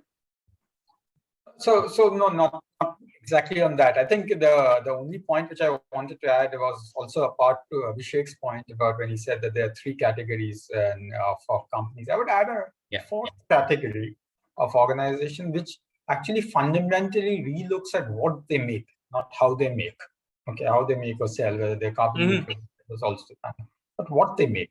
Okay, and I think this has now become, it's no longer a good to ask question. It's an existential question, because if you are just like the thermal power plant guys, if they make something, they're actually going to lose value in the market. If it's a listed company and they're making the next thermal power plant, they're going to lose value. So for a power company, it's actually dumb to invest more in thermal power plants. Okay. Right. Similarly, that will come across the industry, and somewhere the industry has to not only ask about how we are making something, how we are selling, how efficient we are in terms of carbon, water, everything, to the question on the chat, but also what are we making? That's a very, very fundamental question. Soon retail investors will also start asking it. I think it's retail investors catch up maybe with a little lag, but they do catch up, and soon they'll start asking because they fundamentally care for their money. Yeah. If they see that this is where they're going to lose money, then they're actually going to ask that question. If I may add, Anish, thanks. I think if I add two examples here, one from Anglo American, you would know, of course, global company, global investors. They, given the pressure from the investors, they are actively divesting all coal assets and selling them off. But I just felt that it is more like, let me, survive myself as a company while there will be somebody else who will still be digging that coal. Right, so that is the answer that they had, and laying your carbon footprint onto someone else. Yeah, on someone else, and they have a flourishing diamond business, platinum business, so it's not something which they are worried about, and it's just selling off their coal mines. I'll give the second example of our own Coal India Limited. Yeah. Your core company, which is digging out that coal. And their answer is of course the answer is still being formulated, but their answer is very, very different. It's like coal will get used to make power. We know that this will be an issue. So I should get into businesses which consume a lot of power. Hence, that will be like a captive demand for me to dig out that coal and consume that coal and produce that power. And so I should get into aluminum business, because aluminum smelting is like super high power consumption. I will and that is what defines my business stability. So my point is that we are not thinking it right. That do we have the right end goal in mind? If the end goal is currently just survival of the firm as we used to define as is, I don't think that is the right end goal to use. And which is where I would also maybe and again you might call it an outdated thought, but in 50s or whatever, we didn't have much of industry, and it was the government who actually spent money in building up industries. Now many of these technologies are untested. Private sector will not immediately invest money given the short term pressures of showing a quarterly result to an investor. So for example, if hydrogen is a technology, we know it's untested, we know it's not going to be like a bumper hit, if a private company invests into it. So maybe the government does it, and maybe or government does it with underwriting some bit of risk or from the private sector to actually do it. Because the answers, and of course Coal India Limited or Anglo American are exceptional examples. There are companies, Surajit was mentioning on the blast furnace, there are like ArcelorMittal is thinking not to set up a blast furnace based capacity at all in India. They are looking at other options, or which it could be hydrogen or it could be electric arc furnace. Even China is now saying that in 10 years we will transition 30-40% of our capacity to electric arc furnace, so that we are just burning, we are using renewable power only, and not you're cooking coal for making steel. So but you have these examples of Anglo and Coal India taking such decisions which really don't make sense in the 10-year, 20-year, 30-year time frame, but of course they make sense for them now, which I think is again the lack of the incentive to do the long-term right thing, rather than just managing a short-term, a 3-year, 5-year time horizon. Absolutely. I think there's a lot to be said about having the right priorities, as you've pointed out, Abhishek. I think we're running out of time now. So unless Ishan, you want to add anything, or if anybody in the panel wants to add anything. Yeah, I'll open it up to the panelists for their concluding remarks, if any. Obviously, no pressure. Before I address a question that has come in from Mr. Arjun Sinha Roy. So, Mr. Roy, my personal apologies. We did not have any time to take that question up. But in all honesty, greenwashing is something that we wish to discuss. Hopefully, your question motivates us to conduct another panel discussion with the global stalwarts that I've been referring to, and we can get them together again to discuss some of the points that we have raised in the questions, and some of the other points that need to be elucidated upon in part 2 of the series. Hopefully, that'll come soon. Perhaps it could also be touched upon a little bit in the closing statements, if possible. Yes. So, if there are any concluding remarks, closing remarks. I know there's a lot to be done. I know it's a sort of a clean slate, but also a filled up slate. So there's again the dichotomy that I referred to earlier. Sure. So Surajit, do you want to go ahead first? Yeah. So I think first of all, Arpit had some very, very nice questions, and I quickly will answer. Sure, please. Thank you. One was on the goalposts, that regulatory goalposts are changing, compliance goalposts are changing. Second was on industry associations and what are how they can be helping this entire process. And the last was, is if around 80% of your impacts lie outside your manufacturing, then how do you exactly go about doing this? I'll quickly answer. See, the goalpost changing and the industry association part a bit are connected.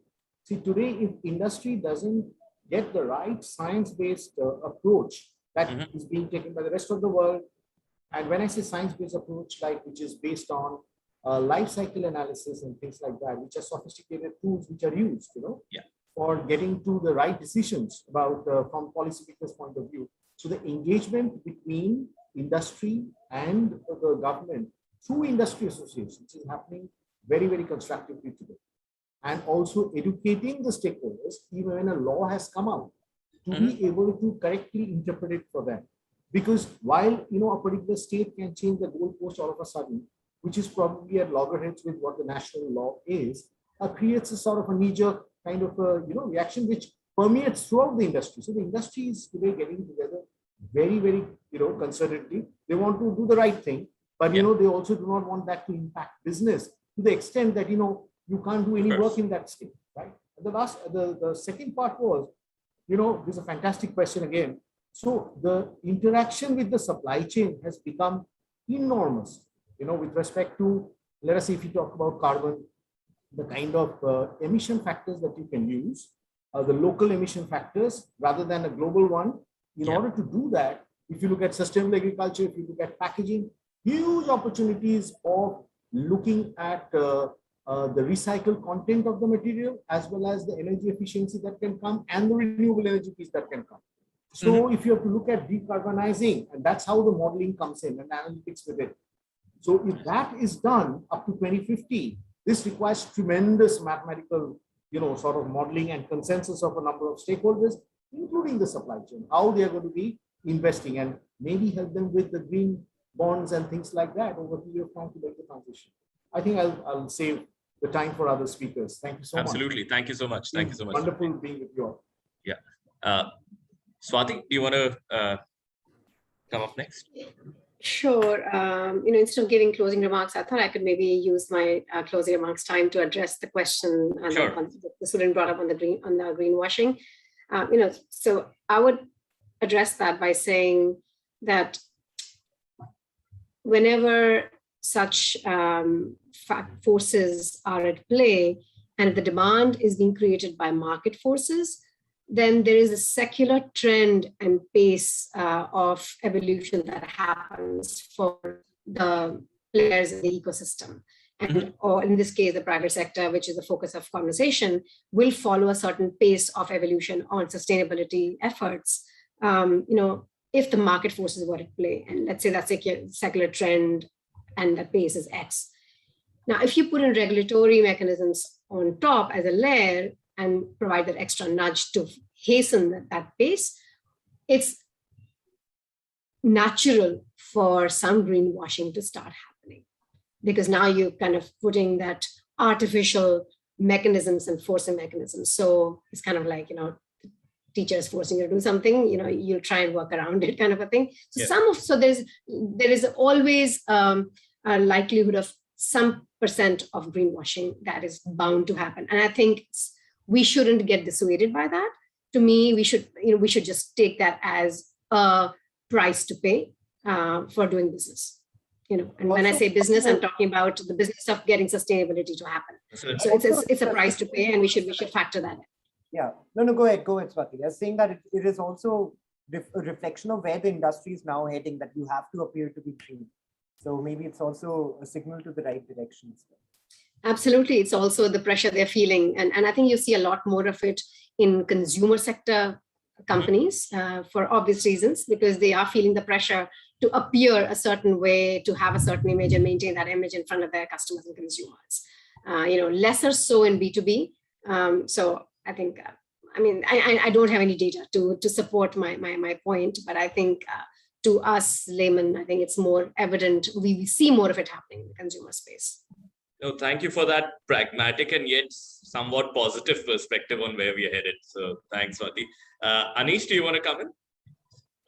So I'll just take the shifting goalpost point a little bit. Sure. I think goalposts will shift. There's no way to avoid shifting goalposts, because you don't even know whether we are headed for 1.5 degrees, whether we are headed for 2 degrees, and whether we are headed for 3 degrees. Each of them have a very different response, right? So the consequences of each of them are very, very different. Yeah. So as a consequence, goalposts will shift. The best thing for industry to do is to stay ahead, significantly in their thinking and action, so that they have space for accommodating some of the shifting goalposts.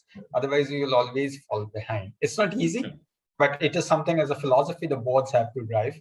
This discussion has to shift to the boards. The strategic thinking has to come from the boards rather than the chief sustainability officer or even the CEO. I think that whole field has shifted quite a bit, and the philosophy also has to shift.